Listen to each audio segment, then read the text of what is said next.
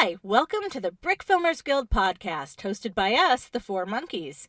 Well, actually, it's not us, it's Dave with a special co-host. Chris of Gold Brick Productions was nice enough to fill in for me on this podcast. Thanks, Chris. On this podcast, Dave and Chris had the extreme pleasure of chatting with Sam Futhey of Locker 74 Productions. Sam is a brick filmer best known for his series Detective Ace Brickman. Sam is also one of the hosts of the Frame 100 podcast, which you guys should also check out if you haven't already. I want to give an extra quick shout out to our wonderful Patreon supporters: Something's Awry Productions, Frame 5 Studios, Mind Game Studios, Dark Dragon Films, Forest Fire 101, Spencer Katz, Paganimation, William Osborne, Sam Futhey, and The Tenacious Brick. Thank you so much for supporting our podcast. This podcast is sponsored by FX Home, the makers of HitFilm Pro, HitFilm Express, Emerge Pro, and more. HitFilm Express is a free video editing software with professional-grade VFX tools. It's a perfect fit for the average brick filmer's budget. HitFilm Pro is the top choice for video artists worldwide. In a single product, you get editing, compositing, titling, and 3D tools. HitFilm Pro is loaded with tons of professional features. Emerge Pro is a photo editing software that is powerful, easy to use, and a great replacement for what you are using now. Please head over to FX Home to find one of their products that will help you bring your brick films to life. This podcast is also sponsored by Mechabricks. Mechabricks is a platform and a community which provides all necessary tools and knowledge for digital Lego building. All that is required is a modern browser and nothing else. Users can build, animate, make photorealistic renderings, and share their creations online. Mechabricks is also closely integrated with Blender, which is the well-known open-source 3D software. Mechabricks provides powerful and easy-to-use add-ons to import and animate 3D models in Blender in just one click. Other export formats are also available to import the models in your preferred 3D package. If you would like to help support our podcast, you can do so by becoming a Patreon supporter. Get podcasts at least a couple of weeks before anyone else, which are ad-free and intro and outro free as well. Plus other perks only available to our Patreon supporters. Now, without further ado, here's the conversation with Sam.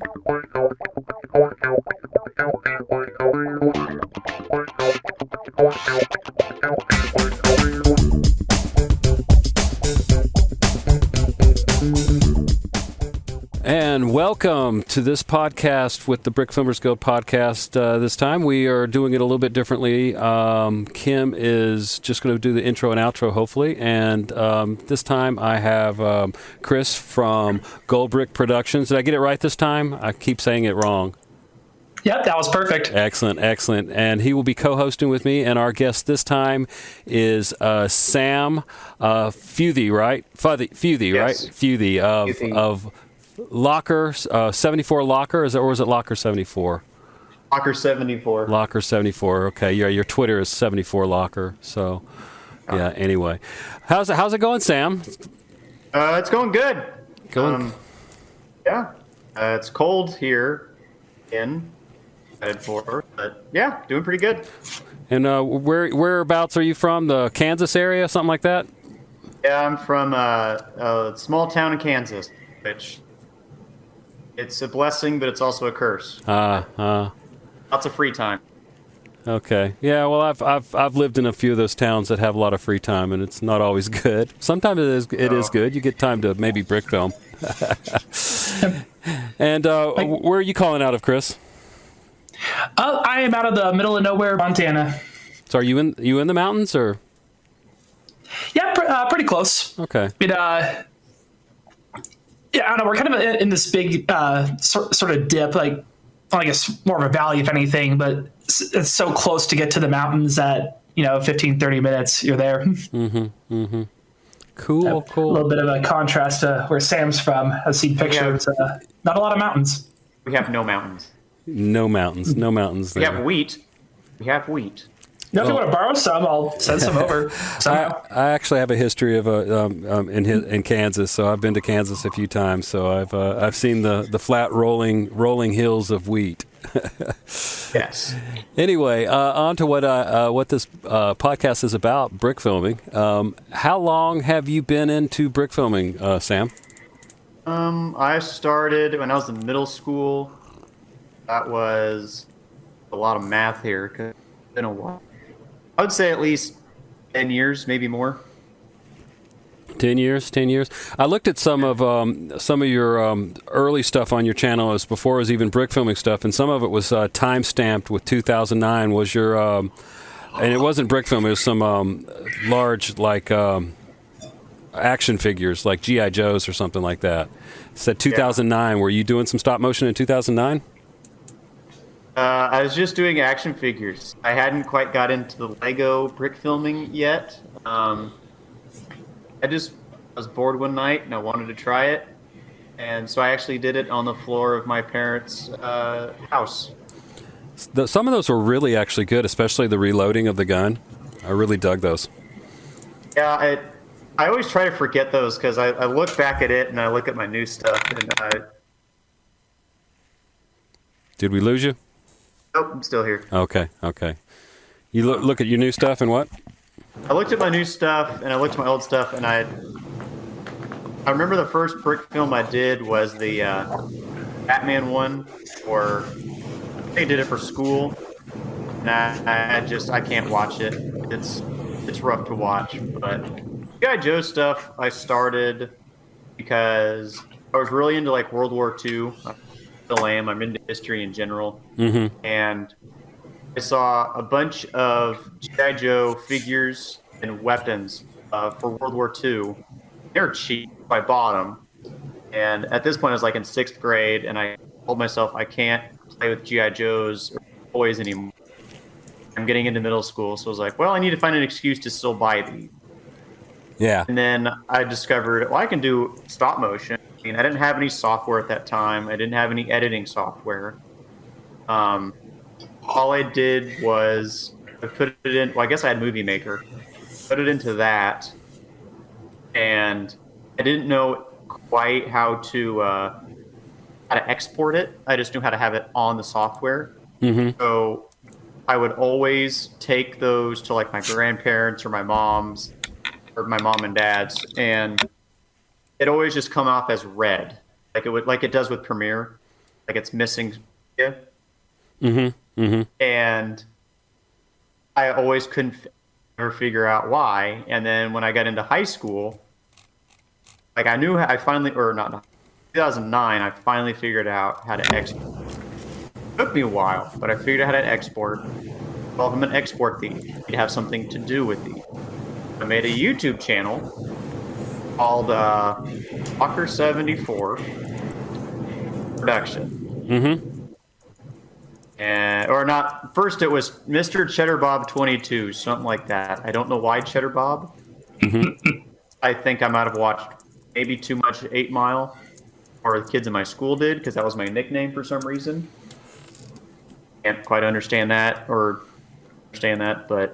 yeah. And it was a lot of fun. I wanted to do a series about the World War II with the action figures, but my mom sold all my G.I. Joes 7th or 8th grade without telling me.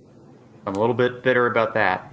And were these the tall foot tall G.I. Joes? Yep. Okay, so these were like the 1970s ones? Yeah, about. I think did you get them? I had were like early 2000s. Okay, so did they start making the large ones again? I know when I was like a teenager, they started making like the ones that were the same size as the Star Wars minifigures, or Star Wars, not minifigures, but the figures. Yeah, they started making those back. I was still in elementary, so that had to have been early 2000s. Okay. But I try to do it with those. Those aren't on my channel. I don't have any videos of it. I couldn't figure out. I tried to do it with those, the tiny ones, and they kept falling over because I hadn't discovered sticky tack or helping hands. Yeah. So they kept falling over.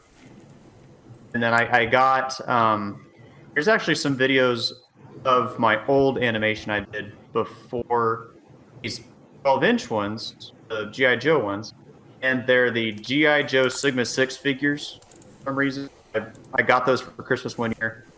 And so what I did was I ate a bunch of Easter candy like the gold candy, and I made a little Spartan figure out of it. The shield was made out of gold tinfoil, the armor, a helmet, and then I had them fight like for what I did, but I would set up a card table in my parents' living room, and I'd put plants around and that kind of thing, and I'd had them fight.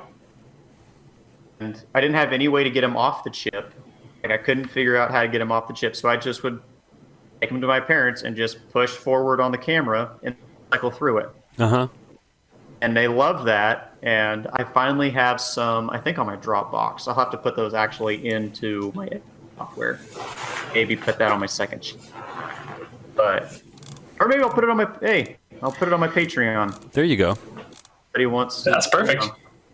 Just a shameless plug right there. Well, let's do that shameless plug. Where other than the link in this the blog link in this podcast, where can they find your Patreon? What's it at? Where is it at? It would be on. I got to go look up my name because I haven't checked my Patreon in a while because I have a server that I have for my Patreon, so I don't really. Well, the link will be in the description of this YouTube video and on the blog for the podcast. But I believe what is it? Locker74 is just whatever. Yeah. Patreon.com, Locker74, yeah. Yeah. Go donate. Get some money to this kid. He makes great brick films. Encourage him. You'll get to behind the scenes pictures. If you're the highest tier, you get a town hall with me with a bunch of other people ask me questions. Just all kinds of good stuff. Lots of behind the scenes stuff. It's worth it. Check it out. Cool. If you don't want to, it's fair. Yeah, definitely check out the Patreon. So, about 10 years ago, you got into brick filming. I think you said you did your Batman, the Dark Knight. Pretty cool. And did a few more Batmans. And what was I think it was Beowulf that I spotted that I really dug. I think it had a fight with a giant or something like that. So when I was in like English class, we had to do a project on Beowulf. And I talked to my teacher, and I said, I don't want to just write a paper. Mm-hmm. Well, you're going to have to. I said, what if I do a video, like an animation, on the fight? In Grendel? Grindelwald? I'm thinking of Grendel. Grendel. Thank you, Chris. Grendel and Beowulf. I said, if I do that, will I get points? Only if you pick a partner to help. Oh, okay. So my friend Brendan wanted a backer, didn't really do a lot. And I was like, well, I can do this all myself. I just need. Well, okay. So it took me, back then it only took me like 2 weeks to make. And I didn't quite figure out the order I wanted to shoot it, so I shot it from beginning till the very end. So it was exactly in the timeline. The only issue with that was I take that back, actually. I didn't shoot it from beginning to end. There was a spot in there I had to change settings. So I had to, at the end, I had to cut off Grendel's arm, because he does in the book. Mm-hmm. Well, and then whenever I was going back and shooting that from a different angle, I didn't quite realize that the arm had to be still attached. And it was an old Harry Potter troll figure. I couldn't find it anywhere else. It was the only one I had. So I had to duct tape it on. And if you look back at the video, you can see like there's some masking tape or some kind of duct tape around the arm.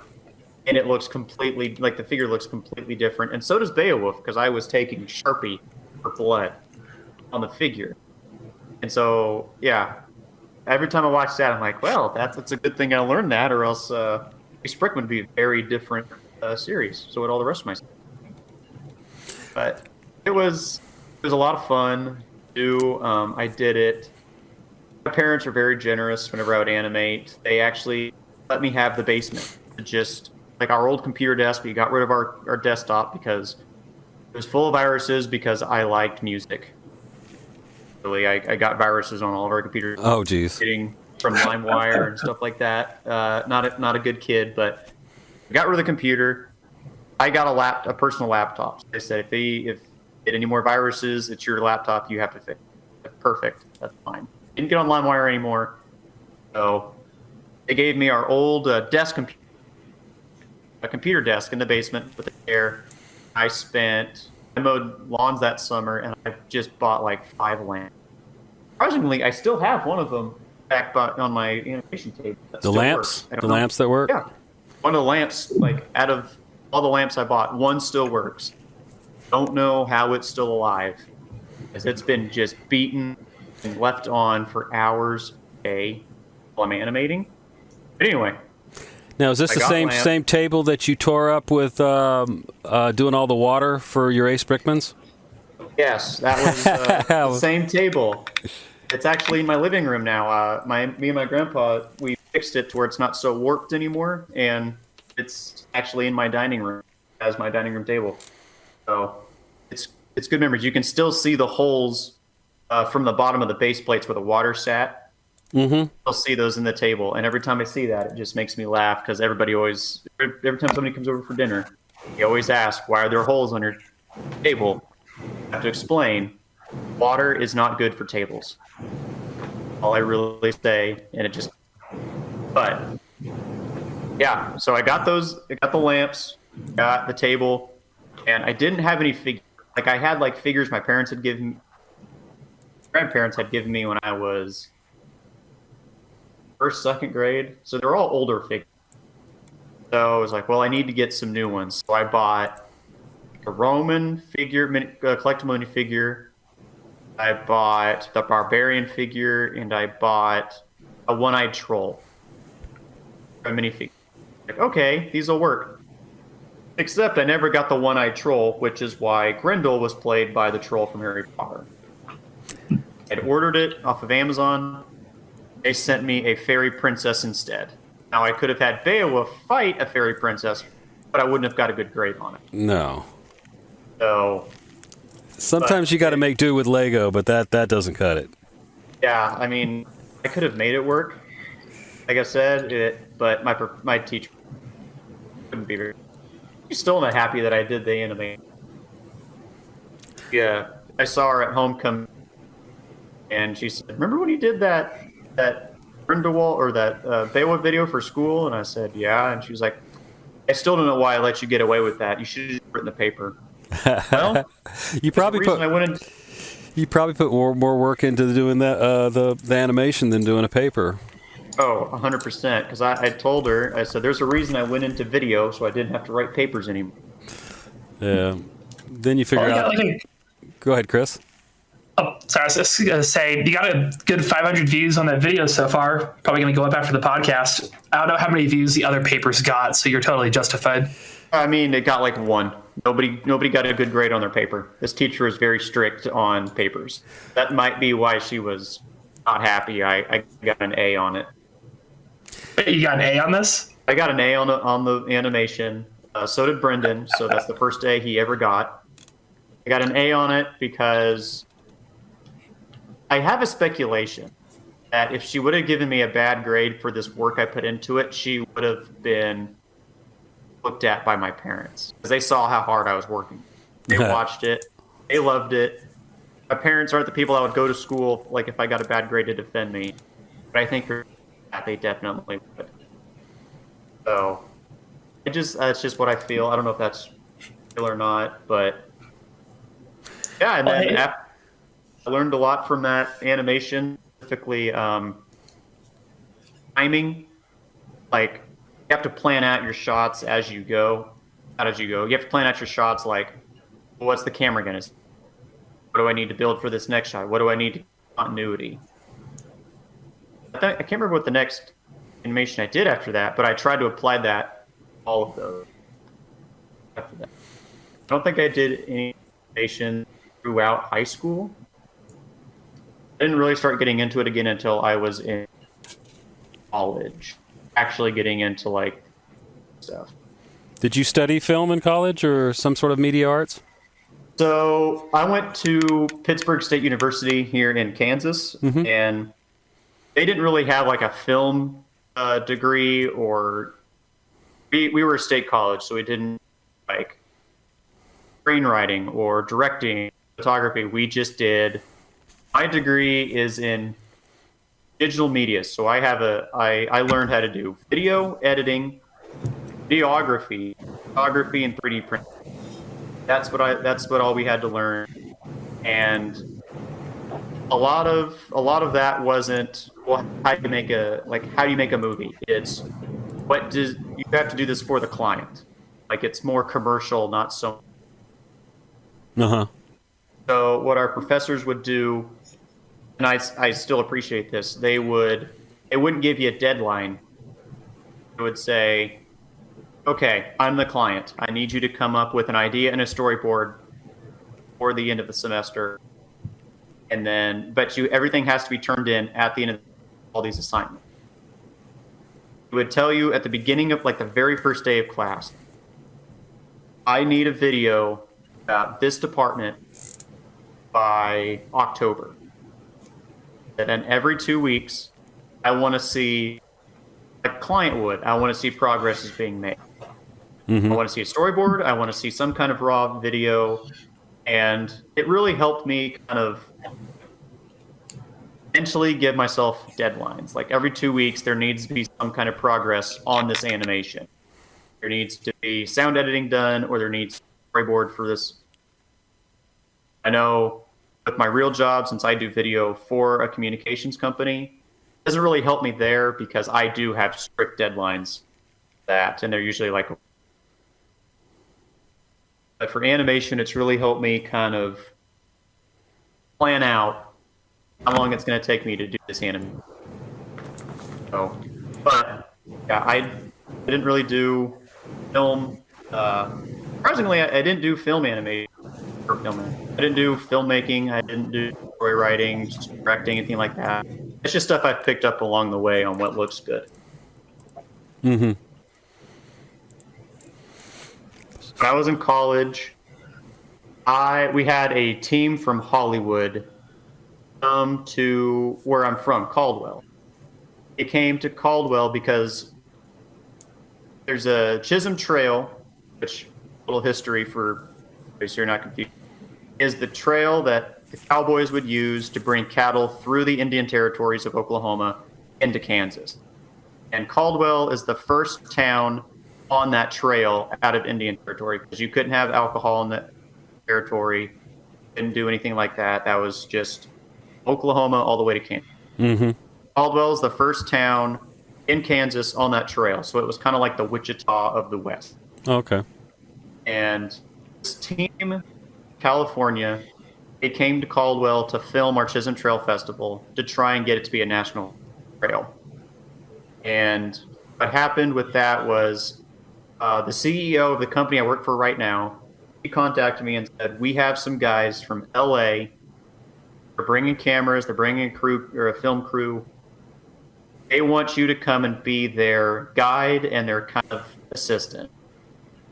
Okay, that's perfect. I'll take, and my college was gracious enough to let me take off a week of school to do this.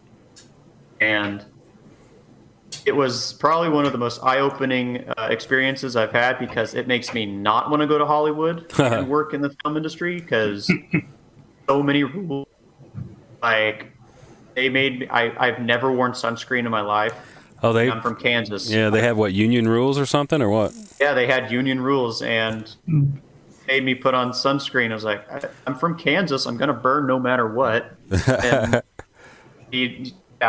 and it was really funny because Spencer, the guy that I kind of grown attached to while I was there, he was kind of my friend. He helped me with stuff.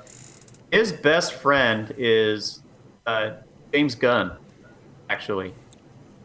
And that he got to fly to the set of Guardians of the Galaxy 2, kind of hang out with James Gunn and watch him. So he kind of helped with some shots and that kind of stuff. And so when I told him about this idea for Ace Brickman, I hadn't done it yet. He said, well, let me take the script to some friends I have in LA, kind of look it over and make sure it's okay. But I didn't let them, as I didn't want my script stolen. Yeah. So what happened with that, I politely declined, but I said, I am going to need some help lighting the set, because I said, I've never really lit a professional set before. I need some help. And he said, okay, here's my phone number. Call me anytime you need help. He's the one that helped me light. Oh, it was Ace's office, and I think it was beginning of episode 1. It was the very beginning shot where the camera pans up. Opening shot, yeah, like on the fire escape area. I remember that shot, yeah. Yeah, he helped me light that. Every time I'm stumped about how to light something or how to achieve a certain look, I'll give him a call. He'll sit there and talk to me for an hour on how to, or he'll voice chat me, or he'll do a Snapchat call. Mm-hmm. It's really nice to have that in my back pocket. Yeah. But that was probably the thing that helped me get into the lighting of Ace Brick. Was having somebody like that help. Well, the lighting in all the Ace Brickman and all your other work is just brilliant. What micro scale or what little mini lights are you using? Brick stuff. Brick stuff. Mm-hmm. Yep. I bought my first pack of brick stuff. I was a freshman I was a sophomore. I just moved out of the door. Bought that, and I didn't know exactly how to use them. I just saw that. I think Zach had them first. I think I saw Zach use them. Well, I kind of want the. But I didn't know exactly how they worked. But I think the more I did that, like I tried to do Thack, I tried to do Brawl, the more I did those, the more I realized I can use these for not just like putting them behind translucent figures or translucent. Yeah, walls and stuff. Yeah. And so every time Brick Stuff comes out with a new item, I have to pick it up. Like I just picked up the what are those called, Chris? The filament. The EL wire. Yeah. And what does that do? Those. So, Chris, you could probably explain it more because you actually have mine. I had to send them to Chris to solder them together. Yeah, I actually have them right next to my backpack for when I run to lab next. But so basically, it's like a string, but the string kind of glows in a different color depending on what kind you get. Okay. I guess the best way to describe it would be like the lines in Tron, like on the grid. I had those really thin lines with this neon, whatever color the LEDs happen to be. So I think Brotherhood Workshop, it's his video with them. What was the newest one he did? It was about the computer, MSI software. I remember the name of it, but yeah, it was the MSI Virus Hunter. Mm-hmm. Brick Stuff sent him a bunch of panels and stuff like that to use. And I think I saw those, and I've been trying to figure out for a couple months, Chris can attest to this, how to do neon lettering or neon signs with Ace Brickman to kind of make it fit the time period. Mm-hmm. And I bought some really cheap lights on Amazon. They're red and blue, and I was like, it'll work. They're nowhere near bright enough. Yeah. Very dull. Do you have Do you have a dimmer for your Brick Stuff lights? Yep. I bought one for Bump in the Night because I needed something to make a fireplace, like fire crackle, like whenever Johnny's sitting in the fireplace. Yeah. I think I messaged Penta. He's an expert with like brick stuff and how to do like the technical side of brick film. And I think it was, and he said, look at a dimmer. The dimmer has helped me a lot when I'm trying to do like fire effects, or because I think I also used it for the Batman trailer. Right? Mm-hmm. But, yeah, I really dig my dimmer. I have it. Sometimes it's too bright, and you just need to tone it down a little bit. I probably need to order another one, just so I have two. What kind of desk lights are you using? Are you just using like just regular lamps, or are you using the what are those bendy lamps? The little ones you get at IKEA. Yeah, I use the ones. Well, I've got the ones from IKEA's. I got 2. Nope, 3. I've got 3 from IKEA. Mm-hmm. I got 2 LED panels I recently bought months ago. Uh-huh. I use those, and then I like to use gels on all my stuff. But I've also got 4 bendy lights too. They're the ones that Chris recommended. They're from Amazon. Yeah. They're real nice because you can change the temperature on them and brightness, and they clip right onto your table. Okay, that's cool. So it's those are the kind of lights I use. Very reliable. They're able to, the LED panels are able to change temperature and color. That's pretty cool. Like I needed a pink light for this animation I'm working on right now.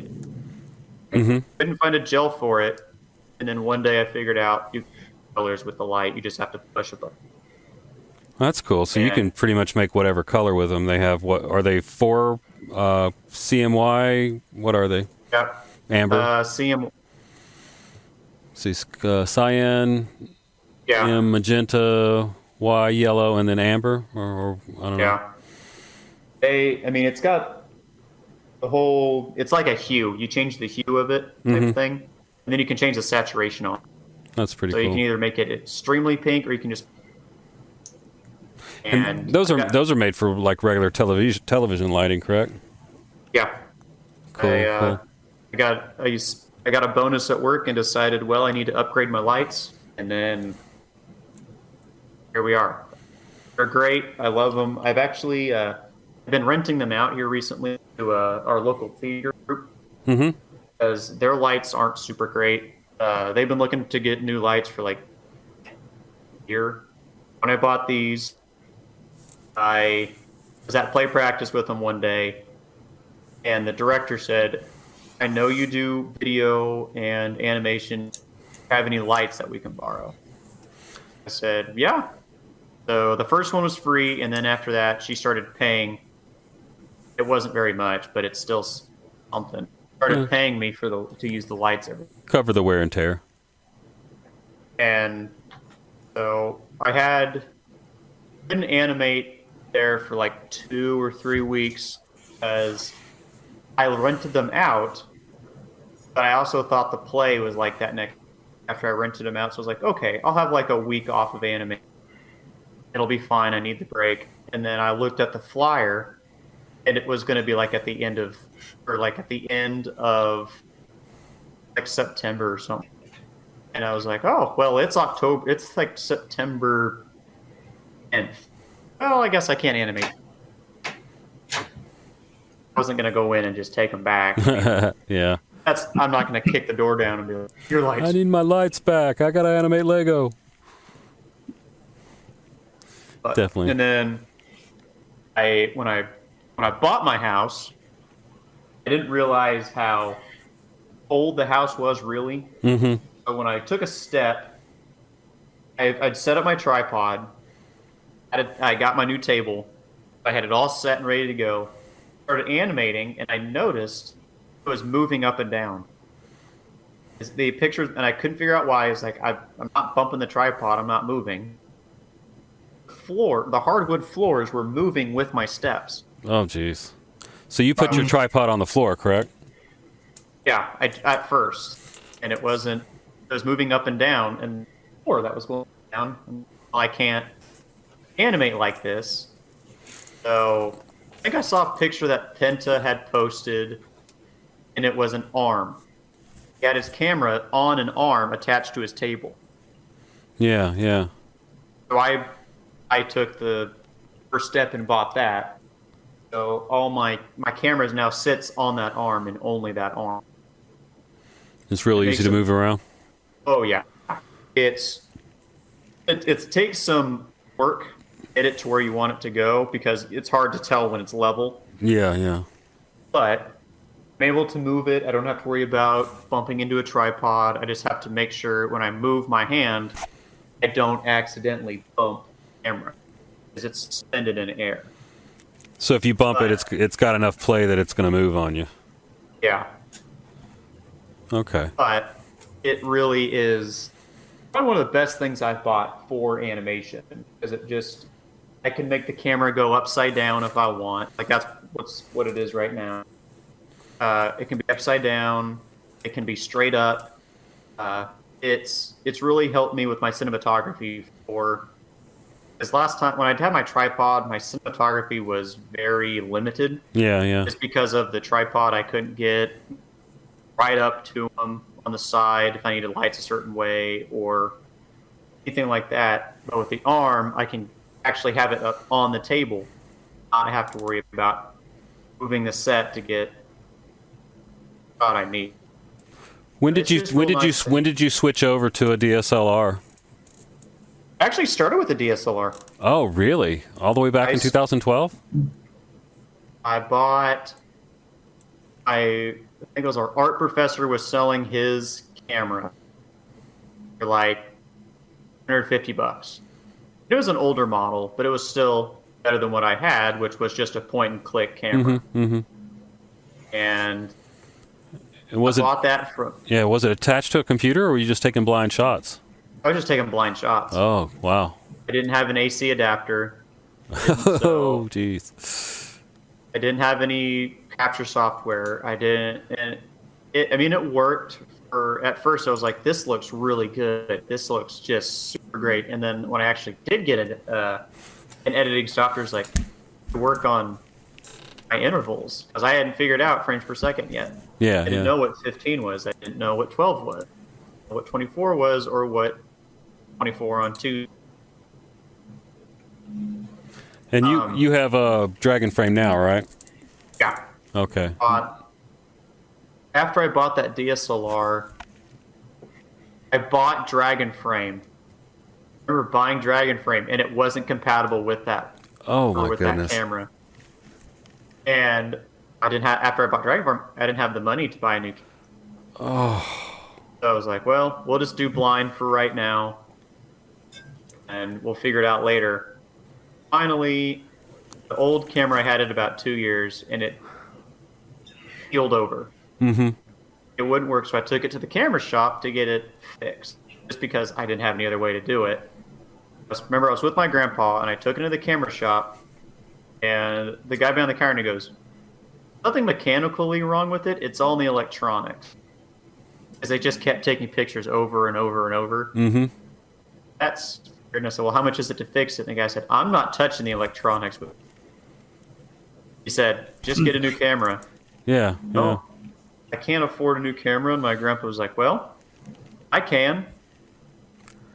And he bought me a new camera that day. It was a T5. Sweet. That's what I'm running. I mean, it worked really well.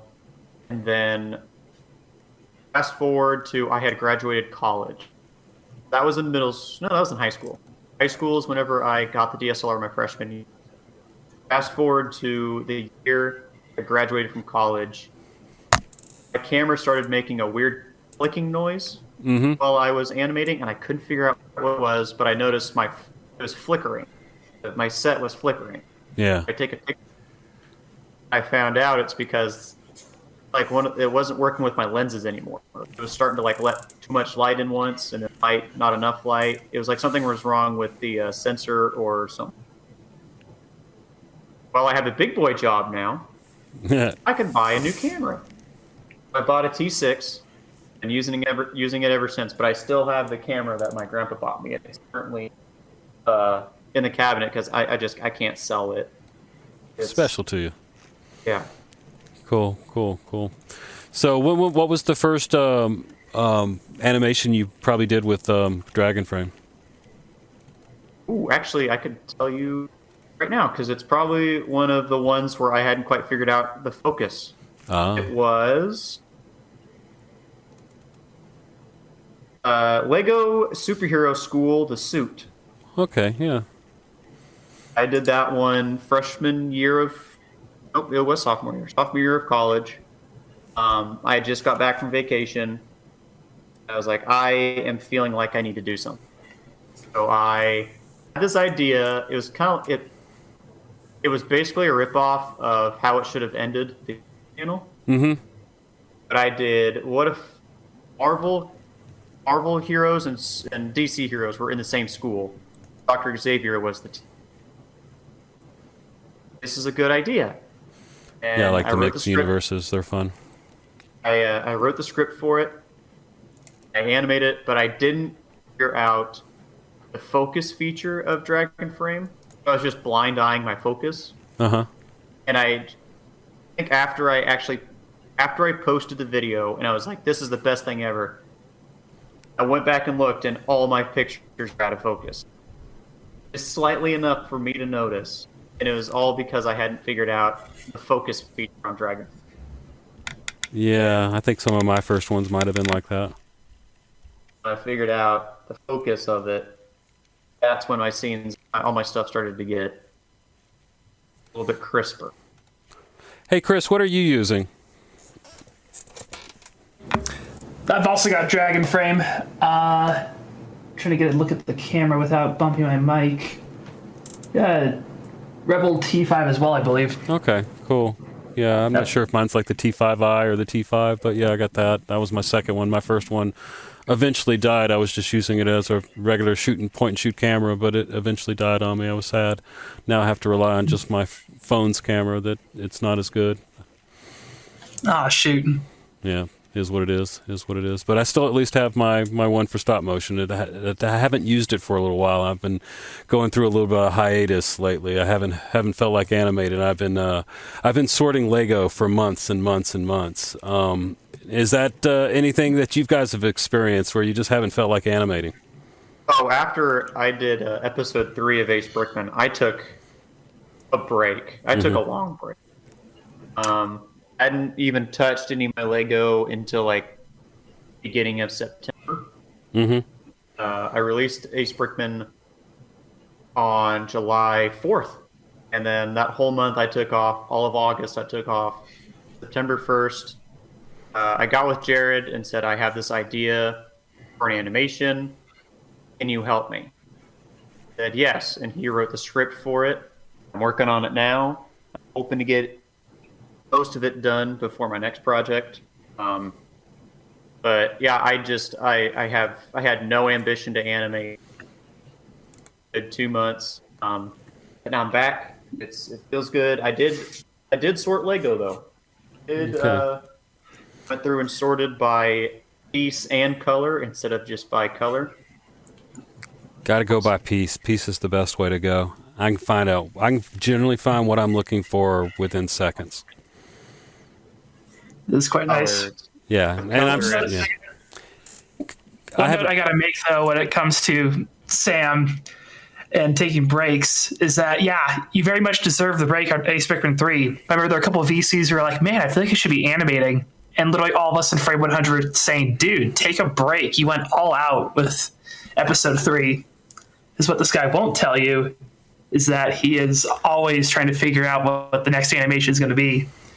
And we'll sometimes jump in chat and be like, yeah, I should be animating right now. And we all have to be like, dude, take a break. You went hardcore at the last one. Give yourself some breathing space. Yeah, Start to poke a little bit of fun at 16-minute you. video. Yeah, exactly. I think I started Ace Brickman episode 3 with the idea that, I could get it done before Brick Film Day of 2019, Chris, or 2020? Pretty sure it was 2019. 2019. We thought it could happen, but, well, then things kicked into gear. So I was like, I could definitely get episode 3 done before Brick Film Day. I was like, I don't have that much to shoot. It's all going to be relatively easy. Talking like an amateur animator where I was like, yeah, I could definitely, that's not that much. Didn't make Brick Film Day, so I did a trailer. Went on, and then I think the new Haunted House that came out, I want to do a classic monster video, like a classic monster movie type. And I bought the set. I'm going to take a break from Ace Brickman. I'm going to work on it. I worked on it, and then I said, okay, I got maybe 2 scenes left. I'm going to break from this and get back into episode 3. And Bricks in Motion announced their, Fright and Fear contest, 2020. Yep. And I said, well, okay. So, actually, it was Brick Film Day 2020 was the one I tried to make the 3. That's what it was. So in I entered Bump in the Night, 2020. Fright and Fear got third. Congratulations. Awesome. That's not an easy one to get third place in. Very way to go. Anyway, after that, I got back into episode 3. I was approached by Torbor and that group of guys. They were going to recreate the Batman trailer that was just released in October. Okay, that's fine. I did that for a few months. Got that all done, and I went on back working into episode 3. In January, I messaged Jared and I said, "Hey, I have an idea. Ace Brickman episode 3 for Brick Film Day 2020." Again, I had like maybe the entire final battle to shoot, and I was like, "Oh, this will be easy." Oh, easy. Yeah, sure. I was very wrong. I just put together a rough trailer, and then I was like, "Okay, finally, episode 3 is going to be done by July. Not by July, by June." I got done with shooting like halfway through. This is actually doable. And then I didn't realize how many visual effects, editing, and masking for the final battle. Oh, we're just going to do this July 4th. After July 4th was a vacation, a break, desperately. So I put together some behind-the-scenes folder or pictures, which is on my Patreon, by the way. Plug. And then I was talking to Edbound. I was on the Bricks in Motion chat. And I said, should I do a Patreon? Because one of the comments that I had on episode 3 was somebody said, I wish you had a super chat feature or you had a donation page so we could at least help you get these out quicker. Or we can help you with this. I asked the Bricks in Motion guys, was like, do you feel Patreon would work?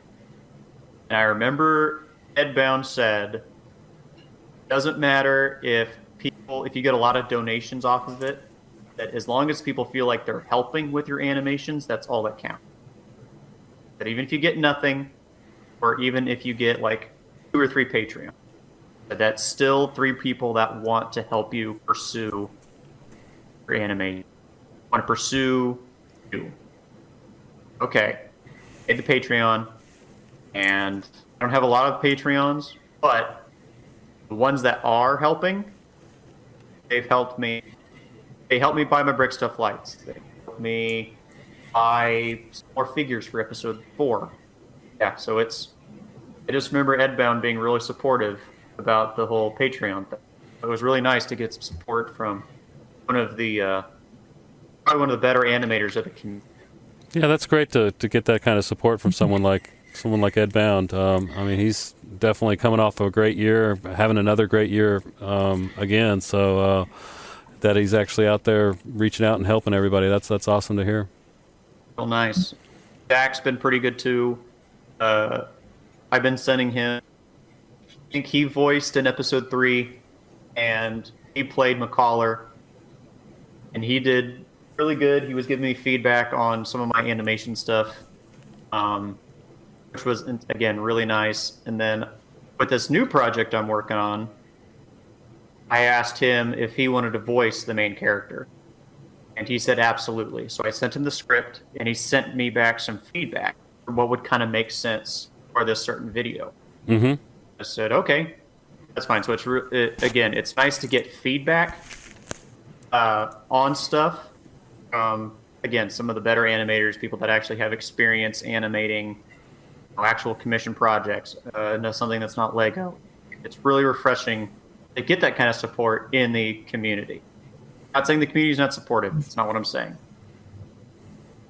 I'm saying, like, it's really nice to have some people I looked up to when I was starting animating coming back and saying, this is really good, really like this, change this, but other than that, it looks fantastic. So it's really kind of helped me boost my animation, boost my self-esteem with my animation. Yeah, Zach's a great resource. I think he helped Thomas Forlorn Creature out with some of his scripts a long time ago, just kind of reviewing them, giving ideas and feedback. And, getting feedback on a script is can be very valuable. Yeah, I think Chris sends me scripts about every day for me to review. I'm not going to lie, Chris has some of the wildest ideas for animations I've ever heard of. Now, they're all funny. My favorite joke I think Chris has ever written was for, what was it, Bob and Randy Free Bakers? Yeah, episode 3 or 4. Yeah, and was it Bob? It was and Bob? I get him confused. It was, anyway, they're talking on the phone and he says, he has a paper in his hand with insults written on it. And he says, "Oh yeah, you narcissistic narwhal." And then the guy hung up the phone. He goes, "Man, I was saving that one for a rainy day." And he marks it off the list.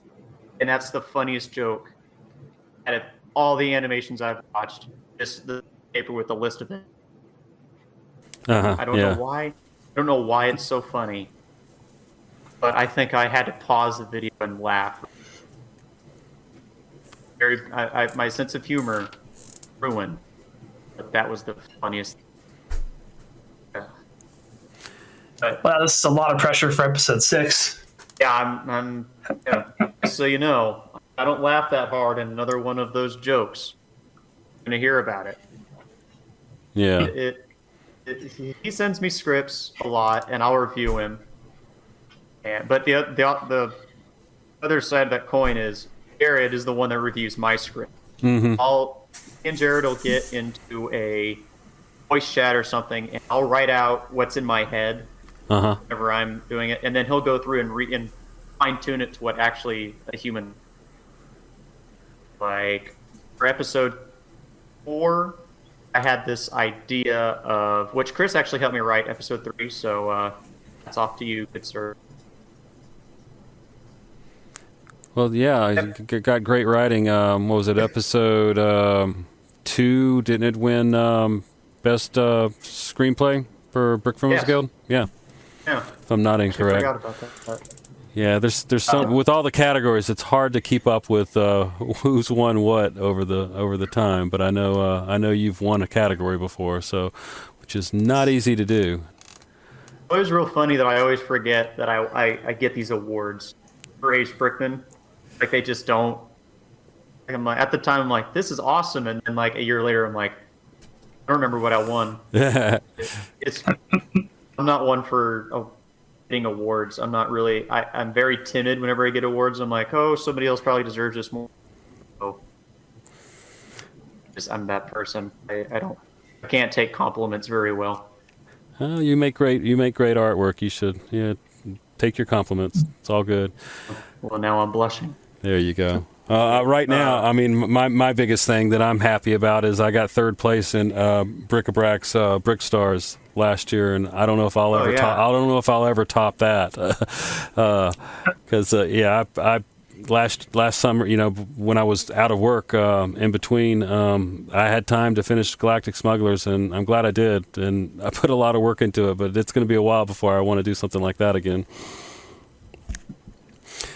Is there anything? Chris, are you working on any projects that you just haven't gotten done? Are you in a stalemate or anything? Are you working on anything? Well, it's funny because that's stuff that Sam and I have talked about quite a bit. We have like a lot of VCs in our Frame 100 Discord where we just kind of chat and shoot the breeze and whatnot. And it's funny because in 90% of those, Sam is always animating. In fact, the project that he was mentioning, which it's really cool. I don't want to spoil, but it's going to be awesome. The fact that Sam is constantly animating every VC is making you realize, well, I need to step up my game and get out of the stalemate. So I actually did send him a mini script for something that might burn some time for another project. But it is literally this dude right here subtly poking me without knowing it. Mm-hmm, mm-hmm. I do my best poking when I can. Oh, you're certainly poking me. I just feel like whenever we voice chat, it's the only time like I don't know how to explain this. Like I'm actually super motivated to animate because I'm surrounded by animators. I actually know like what goes into it. So like I tried one time to voice chat. I tried to actually do like a video call with one of my best friends from college while I was in. I kept getting distracted. You talk about something, and then before I knew it, I was just playing video games talking to him. So, like whenever it's let me tell you, it's a epidemic. Every time I talk to my college friends, I always end up playing PlayStation. That's why we don't talk as much. I need to focus. But whenever we're voice chatting, I can, if I'm having like an issue with a shot or I'm having issue animating something, I can live share my process. Yeah. And I get some feedback right there. It's real nice to have like Chris and Trev and Jared and Marcus all right there to kind of help me kind of get through this. Like on episode 3, I couldn't figure out how Ace was supposed to pick. Too far away, out of socket wasn't going to work either. And I think it was either Chris or Jared said, just do a forced perspective.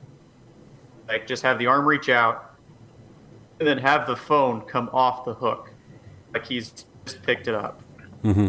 And when I tried it, I think we're actually in a voice call when I tried it, and it worked perfectly. Wow, that's pretty cool. It's really nice to have actual feedback help while we're voice chat. That's why, fun fact, Chris, that's why I'm always animating whenever we're voice chatting. We might just have to have another one later tonight, maybe after this, because I need to animate, and I'm just going to leech off your motivation. I actually have a family dinner tonight. So I won't be around tonight. Sorry, Chris. Maybe tomorrow. Clever. Yeah, we'll figure out something. I always found it helpful when you broadcast when you guys worked on THAC, and even though I wasn't talking to you guys besides just sending a little text message or whatever in the chat, it was nice having you guys. It felt like you guys were in the room with me, and it helped to be a little less lonely in the dark room animating. Speaking of dark rooms, I would imagine with some of your shots with Ace Brickman, your animating room must have been extremely dark because you probably didn't have a lot of lights besides just the brick stuff lights, correct? Yeah. So my animation is actually at the front of my house, and it's got huge windows in it. They're gigantic. So I went and bought blackout curtains and put them all in the window. Mm-hmm. And when I turn off the lights, it's completely pitch dark in the room. Really nice. But for like whenever it's dark on the set, it's mainly for Ace's office when it's dark out. It's a blue light and a red light shining through the window, and then a brick stuff.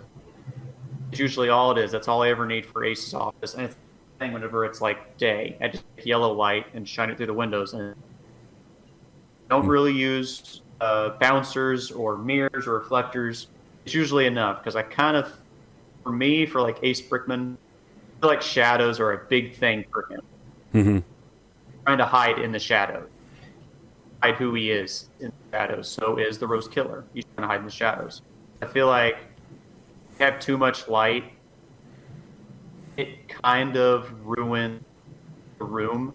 Yes, I don't know. I'm trying to put this in how I think is. He's trying to hide in the shadows, so everything needs to have a shadow. Yeah. That makes sense. That makes sense? Yeah, it makes sense. The lighting goes along with the character, but the lighting for your Ace Brickman is just it's just painting with light. It's gorgeous. Absolutely stunning there. You've got a bunch of modular sets. Is that correct? Yeah, every time I come out with a new set, I use my Christmas money to buy it.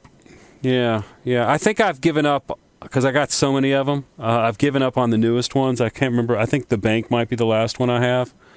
I don't remember. There was this other one. Can't remember what it was. I have the pool hall and the detective office. I think that's the same one, right? Yeah, that was the first one I bought, actually. Yeah, that one's a pretty cool one. Yeah. And also the HQ of Ace Brickman. There you go. Which, fun fact, that's how I came up with the name of Ace Brickman. Was originally the name was going to be it was actually going to be Edward Henry. That was going to be the name of Ace Brickman. But I wanted to use a little the printed Ace Brickman Private Detective Yeah. class. So when I was in college and I was doing the original trailer, I was like, I need to use this because I did it for my senior project, so I had to have like a display. That's at midterms. I had to show a trailer or like progress, what I've done. So what I did was I actually designed the office and actually put like it wasn't as good as it is now, but I just made a basic room, and then I had all the characters set up. Well, originally the name of Ace Brickman wasn't Detective Ace Brickman; it was Detective Henry. Mm-hmm. So what happened was when I took it to my midterm presentation, I'd started doing animation, but I hadn't mentioned Ace yet. I hadn't mentioned the name Ace. I'd mentioned the window wasn't in there, and one of my professors goes, "You kind of looked at the display I had, and I got the little window part that says Ace Brickman." He looked at me and he goes, "I thought you said his name was Detective Henry." "Yeah, it is." And well, this glass says Ace Brickman. I said, "I'll just take that out later." And he goes, "I think if you take that out, it's not going to..." Well, all right. So I renamed the character Ace Brickman. Well, that's kind of interesting. Yeah. So sorry for anybody I just broke the window for. But yeah, the Ace Brickman original name was Edward Henry. I named it Henry because that's my brother's name. Oh, okay.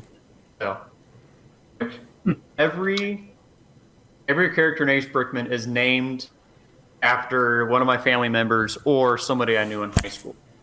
Okay. So like Deborah Wilson is my aunt. Her name is Deborah. So Charlie Jones, who is Chris's character, that's named after my cousin Charlie. Passed away around the time of episode 1 of cancer. So I was like, well, put him in there. I got some. My dad's name is Rex. Don't know how to put that in Ace Brickman to make it make sense. So we're still working on that. Alice Wilson was a girl I was friends with in college. I kind of had a crush on her, not going to lie. It was the old, ask the girl you like to play main character. That old switch around. There you go. Her name was Paige Wilson. I was like, okay, last name will be Wilson. First name, Alice. Like Alice and what I lost. Do that. And the Rose Killer, I can't tell you his name, but it's named after somebody in my family. Uh-oh. Got Agent Henry, named after my brother. So, and Ace's middle name is Milton from the latest episode. That's my grandpa's name is Milton. Okay. So, and he served in the Army too. So that was kind of who I based Ace Brickman characteristics off of, was my grandpa. So, yeah, it's been fun fact for anybody that doesn't know that. Interesting. Well, I loved all the World War II scenes in there. Do you have like film influences that you kind of draw a lot of your movies or your film from? Brick films? The World War II stuff I've based a lot off of Band of Brothers and the movie Fury. What? Fury. Fury? With Brad Pitt, John Berthal, Okay. and Shia LaBeouf, the World War II tank movie. Okay, I don't think I've seen that. No. It's good. Very depressing. Very good. Wait, hang on. John Bernthal was in that? Yeah. Oh, I did not know that. Yeah, he was the main. He was the ammo supplier of the tank. But anyway. Now, when I see that, I'm going to think Punisher. Yeah. Oh, I do too. I'm sorry. Continue. Oh, it's fine. So, I remember I talked to Chris and I said, I don't want this to be like a traditional World War II movie where it's the Americans are the good guys. The Americans don't have any issues. They're perfect. But I also didn't want it to be like super, like we're the worst guys. I wanted there to be a little bit in between. Mm-hmm. So when I was watching Band of Brothers, I kind of was like, well, all these characters are fighting a war, but they're also vulnerable. You know what I mean? Like, was it? I think it was Garnier. His brother died in the war, so he wanted revenge. Kind of the same thing I had with Ace when McCollar died. He wants revenge. And kind of the same thing whenever Stevens dies, which was named after Trevor, our friend from Frame 100. After him. Anyway, so I wanted it to kind of have a Band of Brothers feel. So it was a lot of, whenever we did sound mixing, there was a lot of distant gunfire and a lot of distant gunfire, distant explosions, but a lot of like air, like bullets whizzing by, or a lot of yelling. And I feel like with all the World War II movies, it's just loud explosions the entire time. Like if they're in a field fighting, there's a lot of explosions. With this, with what I wanted to do with this, I don't know if that worked. I wanted it to be more of a more realistic type feel for the World War II stuff. So I actually did try my best to find authentic gunfire for it. Like there was no AK-47 for a Thompson machine. There was no M4, whatever. No modern guns for that, which I've noticed in a lot of World War II. They used a lot of modern guns for their weapons. That's just because it's hard to find good sound effects. So you actually matched the correct guns with the correct guns of the time. Oh, that's a extra step. I would have just thrown in an AK-47 and called it happy. No, I was worried whenever Chris and actually all Frame 100 can kind of agree with this. I was worried about the World War II Lego community, like just beating up on Ace Brickman episode 3 because of historical inaccuracy. Oh, I totally get that. People will do that. They'll say that's the wrong type of gun. Oh, you can't, and yeah, I totally get that. I dealt with the NFL people. I understand. That's even worse. Yeah, there you go. Oh yeah. There's a session where we were just going over it. So Sam was just talking about how he was planning out the stages, and he cited a bunch of brick film examples. And I was watching them like, oh, this is pretty cool. And then out of curiosity, you just scroll down to the comments and you see people complain about, oh, at minute 3, 12 seconds, exactly 5 frames in, you used the wrong piece in the background. So we're just like, look, you're going to be fine as long as, you keep the focus on the story. But you honestly went above and beyond the sound design, so much so that in many of the voice calls we had, I'd be listening and hearing a bunch of war noise in the background, like, hey, Sam, your sound design's great. You're like, oh, no, I'm actually just watching Band of Brothers. Like, we're just confusing the two. Like, what's the Ace Brickman track? What's Band of Brothers in the background? This is a funny memory from that. That was my number one fear, was just getting attacked for that. And then I started buying a bunch of World War II stuff for Ace Brickman. I bought it from a bunch of different companies, Minifigure Co., Citizen Brick, Brickmania. I started buying all these World War II figures. And now it's turned into an obsession, because now I've bought 4 tanks, 4 Sherman tanks now, 2 Tiger tanks, and a bunch, every Army figure that the company sells. And I'm looking at buying some more Tiger tanks and German figures. It's a healthy obsession now, where I don't know if I'm ever going to do any more animations with World War II. I'd like to, but it's not a healthy obsession. Yeah, I kind of envy you with all those tanks. I've had some ideas about possibly, and I know I won't get around to doing it, but doing another Bionicles where it's, maybe the Bionicles going after Nazi tanks or something. I think that'd be fun. Which, the World War, I tried to get into like the World War II mock Lego community. Yeah. And it got to the point to where I didn't want to be a part of it anymore. They bicker a lot. I've just noticed, they bicker a lot about historical accurate stuff. Like, one comment I saw was, if I see one figure not have the same ammo, like on the body, as the weapon they're carrying, I click off the video. That's a bit excessive. Oh my goodness. And ain't nobody got time for that. Yeah, it's amazing. And I remember I went to Brick Fair. It was Brick Fair, Virginia, because I was looking for Sherman tanks for designs for it. Mm-hmm. And there's a kid there that had a bunch of different designs for a Sherman tank. I kind of said, "Hey, my name's Sam. I'm doing a World War II Lego animation. Would it be okay if I kind of helped me design a tank? I mean, yours looked really good." And he said, "No." Just straight up no. And I said, "What?" And he just goes, "These are my designs." Okay. And no one will see them. I could advertise for you. I could say, I got them from you. You're the man. I'm not saying I'm going to steal your designs, but saying if I design something, help me. These are my designs. I don't want anyone else to have. All right, well, so I'll just go over here and never talk about your tanks again. I don't even know his name. It was the whole... But you bought it like a tank kit that it comes with Lego or something you build, or it just comes with instructions? So actually, I got my tank designs for Ace Brickman. I got from Bricklink. Before Lego bought Bricklink, they had a bunch of World War II tanks designs for. It just get the designs, order the parts, and they come with instructions. Okay. So it's getting harder to do that now, just because of the whole Lego Bricklink.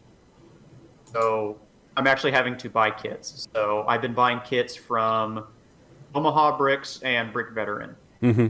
And do they come with Lego bricks or fake bricks? Yeah, Lego bricks. Okay.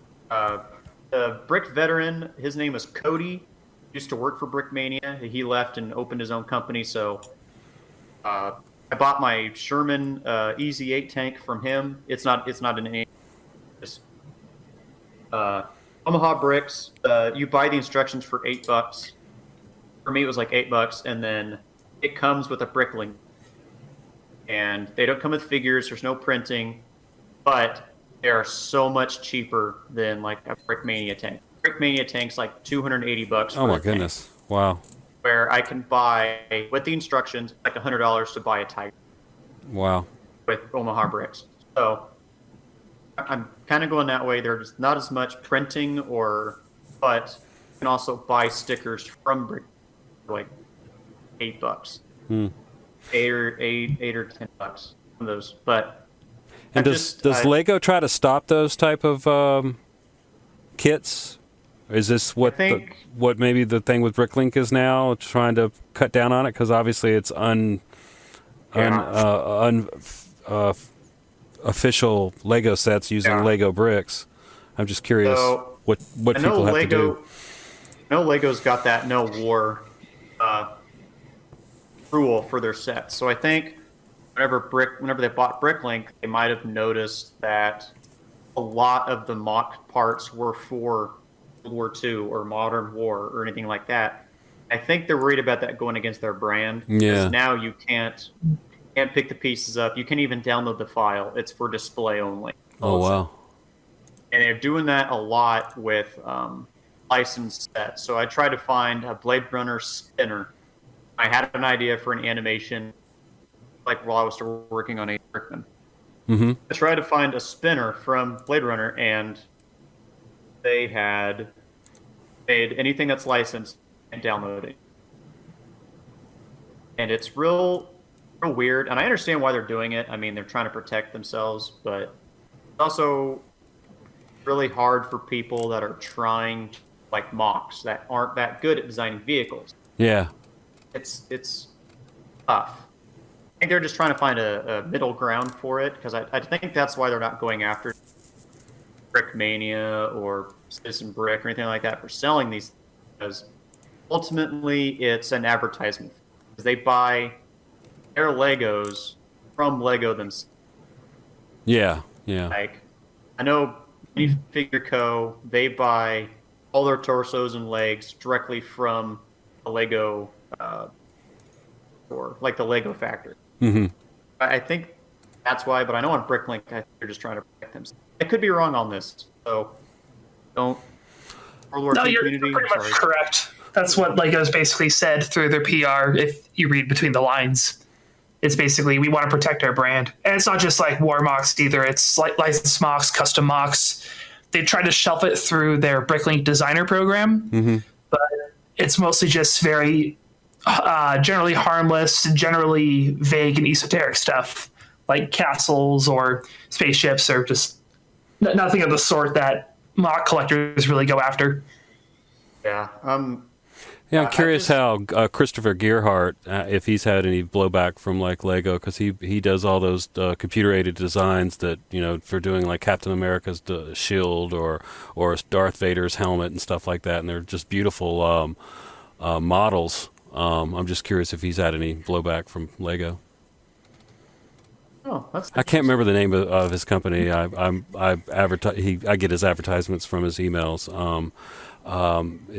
It's not Bricker, but it's another one of his products like that. He and Adam Nyes work together building these models. You got to check out their Instagram channel. It's got all these cool models made by the I can't remember the name of the company. I apologize to those guys. I'm looking through my emails right now, but yeah, they basically got the software that helps them build these, design these, you know, bust of like, you know, stormtroopers helmet and stuff like that. It's really cool.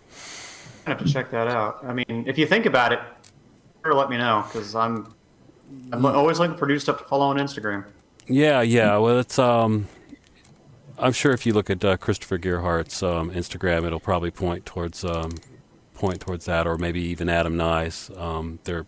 They've been hanging out, I think, in Atlanta a bunch, and doing some, you know, Adam takes these pictures that he's really, really just a great photographer, and of these busts that are made, Lego, and they're awesome. Some of them have like the background in Atlanta, so it's pretty cool. Yeah, I'm always looking for new stuff for all on Instagram.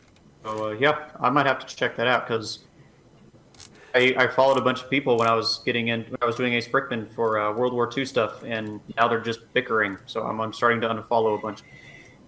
Yeah, a lot of company, also a lot of bickering between those companies, between Brickmania and all. Oh, it's Builder Bricks is the name of their company. Yeah, so check out their Instagram, Builder Bricks. But it's Christopher Gearhart, and then Adam Nyes helps out a little bit. But they've made like Captain America's shield, and but I think they maybe get around some of the IP stuff by. Well, that actually says Captain America's shield, but sometimes Cap's shield or stuff like that. But I think with the bricks, it's like $700, so it's pretty pricey. But they're really beautiful busts. You can hang that on your wall. I think a lot of the like the custom figure studios that make like Phoenix Customs or Fig Fab Labs. I think they get around a lot of the copyright stuff with their figures by not. Like Captain America, they say Lieutenant Hometown or something like that, or like with Spider-Man, it's Arachnid Boy. Or, yeah. And customs is something I've actually started collecting too. Mainly Harrison Ford ones, because like me some. So there's just so many of these companies that Lego would be wasting a lot of time and a lot of money trying to get a lot of them to stand down, when in reality they're actually just helping advertise like for Lego, because they use Lego parts. And yeah, just to follow up on Sam, because a couple funny ones I've seen, there's a company called minifigures.co that has a Gordon Freeman from Half-Life, but for copyright's sake they call him the Silent Scientist. Or Agent 47 from the Hitman series, but they call him Brickman 47. And I have been this close to making a Detective Ace Brickman 47 joke, but I'm going to hold off. Okay, you do it, Chris. You do it. Yeah, and then I think it's Forest Moon Bricks. They called their Han Solo figure the Smuggler, and then their Indiana Jones figure the Archaeologist. Okay, yeah. I think that's how you shared those, yeah.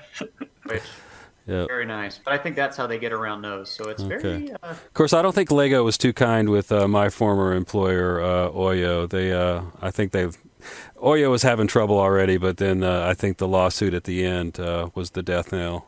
Oyo made a minifigure that was just a little bit too much like the minifigure, and I think Lego was not going to have any of that. Went over about as well as a fart in church. Yeah, but I prefer animating Lego anyway. But I do miss my my Oyo animations. They were kind of fun, and I got a lot more views off those than Lego. My hockey animations, people went crazy watching those, 100,000 views and stuff like that. I actually did get sent somebody from my fraternity when I was in college. They sent me a link to an animation, to a football animation. Mm-hmm. And they said, have you seen this? I looked at it and I said, yeah. And I think it was yours. Was it Oyo minifigures or? Yeah. There's only been about 3 people that I've known that have done the Oyo minifigures. Mark Carone, I think, did a hockey one. Gold Jeller, up in Idaho. He's pretty much the king of animations, Lego brick filming sports animations. I haven't made one forever now. I think the last one I made was maybe a soccer one. I don't remember. Or maybe I did the baseball one. It might have been 2016. I did the World Series when the Cubs won, and that was just purely to get views. And now that I've kind of had the joy of getting views, I'm happy with a third place finish in a festival and only 500 and some views on my video. I mean, we're all guilty of doing animations just for views, aren't we, Chris? I don't know what you're talking about. What have you done? What have you done, Chris? Oh boy. Well, this is a multi-stage story that it kind of also plays into another one of Sam's cool projects that I'll brag about in a second. But we were at a VC just looking over like channel stats just for fun. We were getting kind of bored and kind of tired. And out of curiosity, we checked on the commission animation we did for Lego, which, if I recall, was our first commission with Lego for the both of us. It was for a Minecraft project. Was that the bric-a-brac one?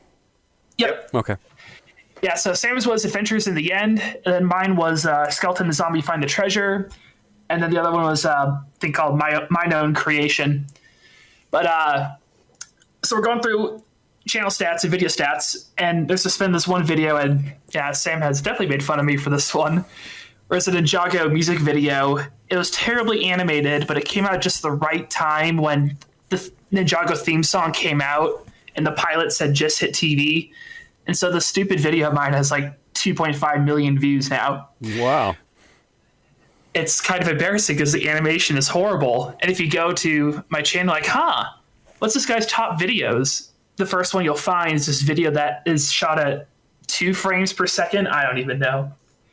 But we finally got our revenge, because when we looked at the Lego Minecraft videos again and checked the stats on those, the compilation with mine and Sam's and I think Trev and Jared and I remember who else was on the project as well, is around 7.3 million views. That's awesome. So I think that's the top video in terms of plays for all of us combined. Yeah. Definitely. Now, are any of those on your Chris, on your channel, or are those on like Lego or bric-a-brac? These are on Lego's channel. So I don't think we were allowed to upload them to our channel. Mm-hmm. Yeah, I think that was part of the contract. I know the contract changes depending on the project. Some later ones, Lego has allowed the people to put the animation on their channel as well. But for this one, it was just specifically on Lego's channel, and they did them in compilations. So if you find like the one big Minecraft 2019 compilation, it has all 8 videos from that project, and 3 of those are me and Sam's. Sweet. So up and around 7 million. That's awesome. Yeah, we had one video we made for a Tongle project, and I think it's got over 1 million or 2. But I think they changed the title. It's like in Korean now, so I think they're pushing that video in Korea or something like that. I don't know. I mean, we made that probably in back 2012 or 13. That was a very long time ago. But not bad though. Yeah, I remember working.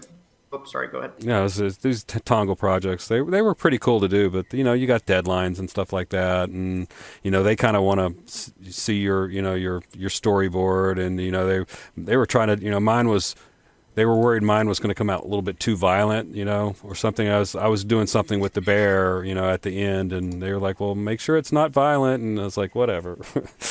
But it's kind of sucks having almost like a producer telling you what to do and what you can't do. But that's sort of the real world in making videos for people, unless you're making something for yourself.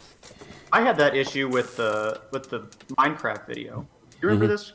Remember this, Chris? I finally got the video done, and I sent it to. I think I sent it to our Dropbox that we put all our videos in. I finished, so I went to Alabama to meet Jared for Brick Fair. On the plane, I got a message from Maxu that said they want you to change the laughs in your video. What? They said they were too mean-spirited. The laughs in my video were too mean-spirited. Like, hey? Well, I said I don't have my laptop with. I don't know how to change that. And Maxu said, "Well, you need to get it figured out, otherwise they're going to toss your." Wow. Like, okay, so I was able to. I think I went down to like the computer at my hotel. I think I got in to Brick Fair like on Friday. I got in late, but as soon as I got done, I went straight down to the computer center at my hotel, and that's what I spent the night trying to edit out that laugh with a different laugh. It fit, so I would meet the deadline. So the laugh. This wasn't the only instance of a sound effect problem. I know on one of mine, they got not really mad, but they weren't happy that I used a motorboat sound because in Minecraft there's no motors or anything. And I believe there was one other that it may have been with Trevor's project. I can't remember. But because this was with Lego and Mojang's very protective of Minecraft, about as much as Lego's protective of, well, Lego. Yeah. They wanted to very strictly regulate the sound effects to the point where it's pretty much sound effects from the game, A-OK. Sound effects not from the game, that's where it kind of got into some gray area. Interesting. Okay. It was a new experience, and whenever I did the music video for of the band in Kansas City, I kind of had the same feeling I did with the Lego video. A lot of pressure, a lot of stress, mainly because I gave myself the stress when I shouldn't have. But yeah, I think the Lego project kind of helped me. It gave me because I said before, I give myself deadlines, but I usually don't make them. Mm-hmm. But with the music video and with the Lego project, I had a deadline. I had to make it. It kind of helped me kind of streamline my end. Yeah. So the Lego project or the Minecraft project was a lot of fun. It probably one of the highlights of my animation was actually getting to work with Lego, and I like the opportunity to do that again, but we'll see what time. Yeah, I'm not sure if I would or not. It is nice that, you're probably going to be put on a video that's going to get a lot of views on the internet because it's on the Lego channel. So yeah, there's a lot of benefit to it. And my grandpa always asked me, am I getting paid to do Lego? Are you getting paid for your animation? I usually tell him I usually just get free Lego out of it if I do anything. Mm-hmm. He said, well, you can't make money off of Lego. I said, oh, you can if you sell it. Or if you have a Patreon, shameless plug. Yeah, or if you have Patreon, shameless plug. Well, you never know. Someone might reach out and just want a little project done. That's what happened with us with this Club Coffee project we had. We got 2 years of doing that project. It was just a little short Lego video of their CEOs just talking. I got Dave and Dave talking, and I didn't have to do much of the editing. I just had to do the stop motion and then pass it on to their editors. So it was a fun project. But some of the projects, that one was fun. Although the deadlines, trying to get it done, plus having a real job, it can be stressful. Oh, the music video I did, and I'm just talk about this because it's actually really funny, but also not. The only time I actually got paid to do an animation was there's a band in Kansas City that contacted me about doing their music video. Mm-hmm. Day the night, and Chris remembers this because I got maybe 3 hours of sleep every night on that. Yeah. Oh boy, yeah.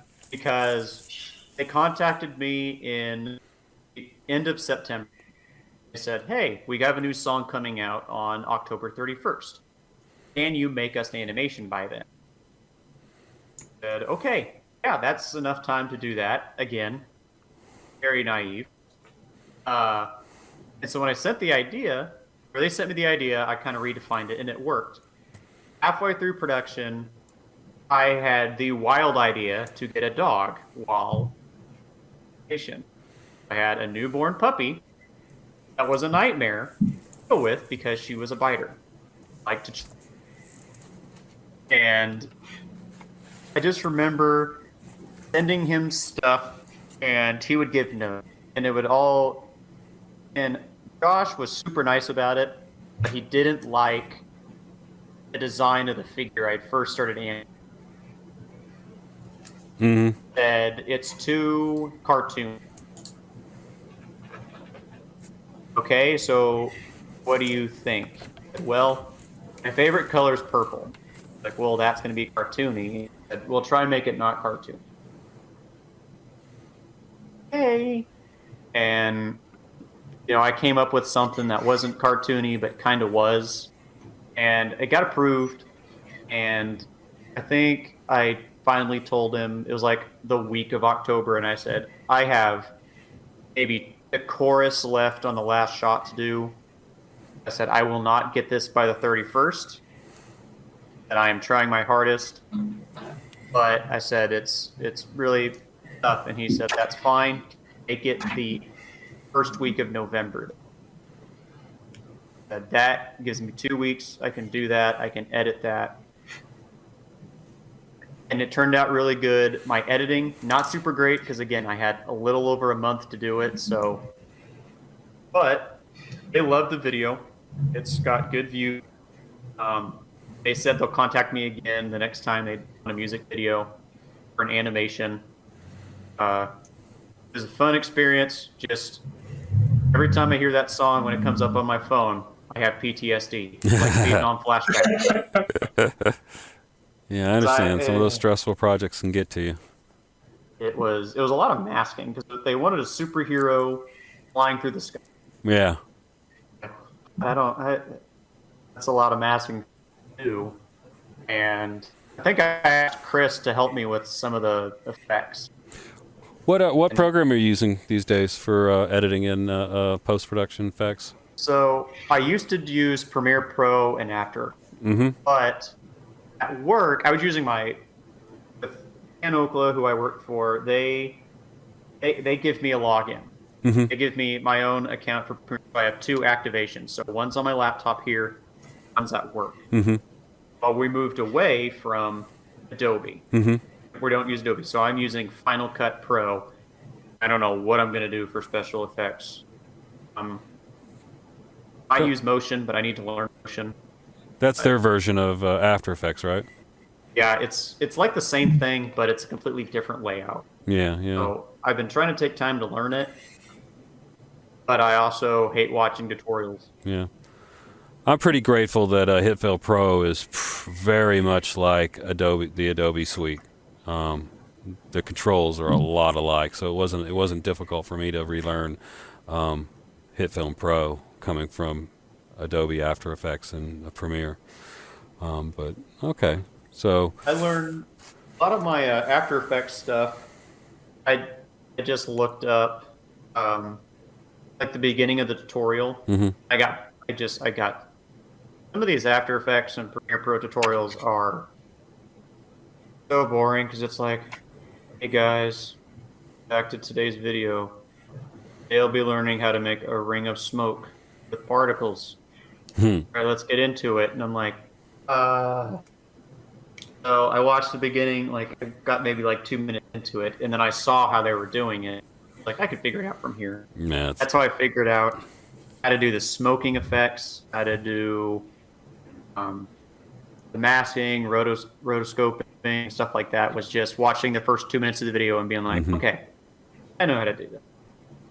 Now I'm kind of freaking out because luckily none of my films I have coming up are effects heavy. But I think if I do another Tron video, I'm gonna.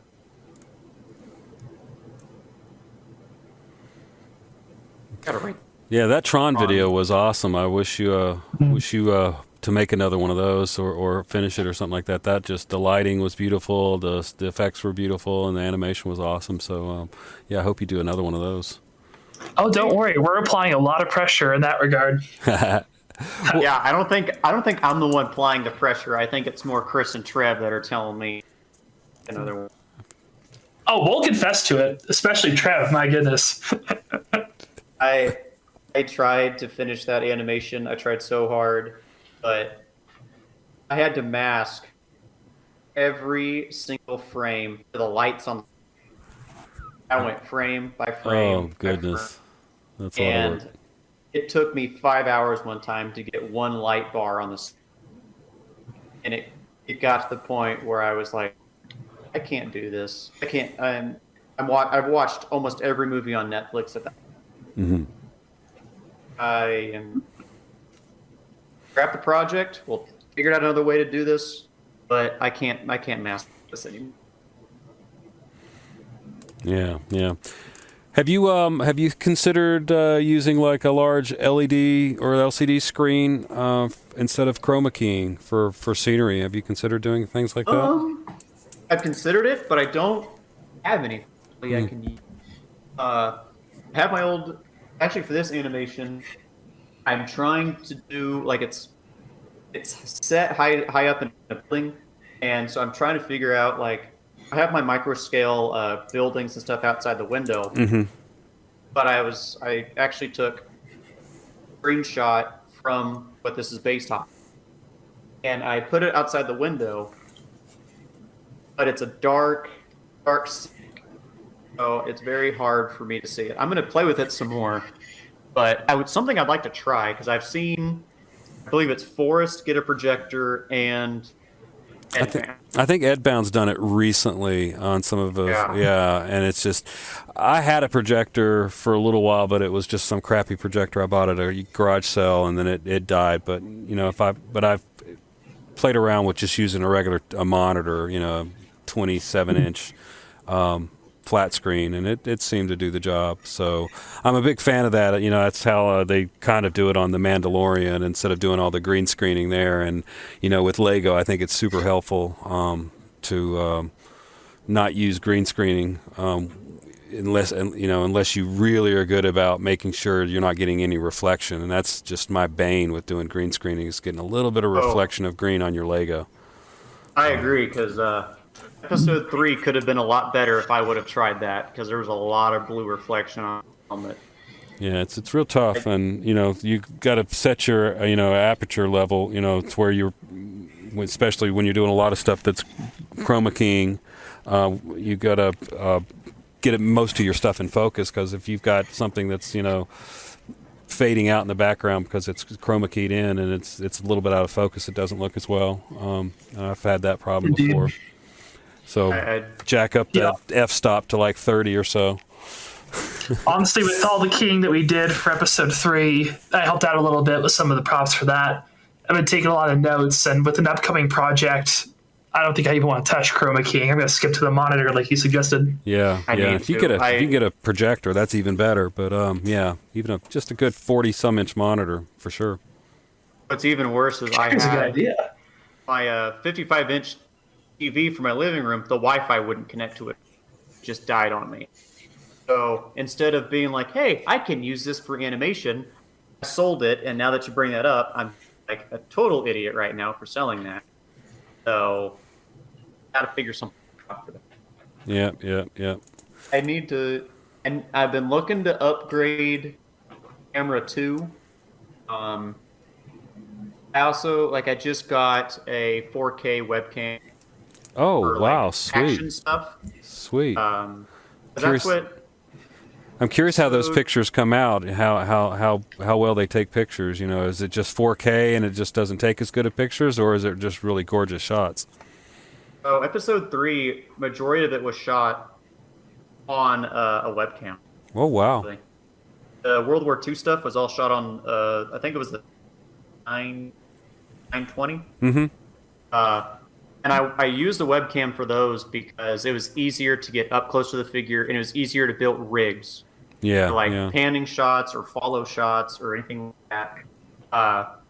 And I kind of like using a webcam for action stuff. Just like I said, it's easier to get in and out. Yeah, yeah. But it just doesn't have the same charm as like a DSLR does. Yeah. DSLR is full stuff. Yeah, I wish you could just have like all the bells and whistles of a DSLR, but in the size of a webcam that you can move it around, plus the tight focus, being an inch or two away without a special lens on your camera. I think for this film, this one I'm working on, it's got a lot of action in it too. Mm-hmm. I'm going to try, I don't know how well this is going to work. I'm going to try and switch from a DSLR to a webcam, like if anybody can actually do this. Like I know Forrest has done that, and it's hard to tell, but I figured with this one I'll try it, see how it looks. I mean, if it fails, it fails. I'm going to be beat up about it. Yeah, none of the webcams I have around here cut it. They don't even come remotely good enough compared to the DSLR, so I don't even bother with it. I did some tests about a year or two ago, just playing around, but no, I'm going to stick with the DSLR for a little bit longer. Although I would like to have a good webcam. It is nice. It was actually, I bought this webcam, the 4K one, from Blacksmith Films. Blacksmith Studios. Okay. When he was selling all of his stuff, I swooped in and grabbed his 4K. Did he officially retire? I don't know. I know his Twitter has been saying that his girlfriend's wanting him to get back into animation. Okay. But he's so good, but yeah, it takes a lot of time, and but if you've got a loved one that's supportive of your activities of brick filming, it's a good thing. If they're not supportive, you might want to find a new hobby or a new girlfriend. Well, that's the issue. I really think that's the reason. Like Chris said, I'm always animating. Is I'm always worried if I stop animating, I'm never going to go back to it. Yeah. Just because, like you said, it takes so much time, it takes a lot of effort, and I'm just worried if I take a lot of I've seen animators before be like, I'm not going to animate, take a hiatus for a couple months or a year, get back into it, and I've seen a lot of those animators just not come, or they come back and they've lost audience members, they've lost fans. Yeah. I just feel like you can take a month or two to kind of decompress, relax, but I always have to animate, as if I don't, I'm going to lose my drive forward. Yeah, I wish I had that drive. I have not wanted to animate in a while, and I need to get the passion back. I just keep this mess of Lego on my table, and it gives me an excuse not to animate. Well, honestly, one thing we've been kind of finding in our group, I think we've all individually drifted in this direction, but it's kind of funny comparing notes. We all have our big projects that we want to do. Like, we got Detective Ace Brickman. We got A Deal to Die For. I think we're on 3 free sandwiches now. I can't remember. I have insert whatever. But we found that sometimes it's just helpful to just take a break and do something kind of short, kind of easy, throw it out and see what happens. Yeah. And honestly, that's sort of become the inspiration, I feel, for stuff like, Dr. Scar or A Bump in the Night, or this unnamed project that is going to be really awesome, and I want to talk about it, but I can't. I forgot about Dr. Scar. Yep. I should need to do it better. Anything Dr. Scar is awesome, because I did point him out on my notes here. That is just, the character just is so awesome. So anytime you can have Dr. Scar in anything, got to put him in. I mean, it just helps make for a nice spontaneous break, and yeah, I think that's been this balance that we've all sort of found. I think it definitely speaks in your work, Sam. The character, with the idea of it being like a Hans Gruber type character from Die Hard, just if you're a virgin, and then he's turned into I don't even know, third wall breaking, multiverse traveling person. Because he's been in Vice Squad, he's been in Brawl, he's been in Back, he's been in. Oh, my voice hurts every time I talk like him. Oh, so it's tough doing the voice, huh? Oh yeah. Oh. Too much. Too much. I just The dude is a legend. like that. I made a rule for Dr. Scar. It's always knows he's in an animation. He always break the third wall, but nobody else around him can realize that he's in. Well, that's good. That's why when I did Vice Squad, I always mention stuff like that's not what the director's, or they didn't go to the academy, or anything like that. Or that wasn't in the script. It's because he knows he's in an animation, nobody else does. I just find that, to me, that's like one of the comedic parts of him is him mentioning stuff like that. And at one point, I think I want him to be in space. And I don't know if I'm ever going to get to do this because I've got a lot of projects lying on my table right now. But he's in space, and he doesn't have a space helmet. And one of the astronauts is like, "How are you alive out here?" He's like, I'm the main character. You're the one who should be worried. And That's funny. play off of that. I got it. Make it like an Alien parody. The other astronauts are dying off, but Dr. Scar can't. He's like, I'm the character. That might be. Ooh, maybe I'll do that for. I can make. Oh, I got to do Thack this.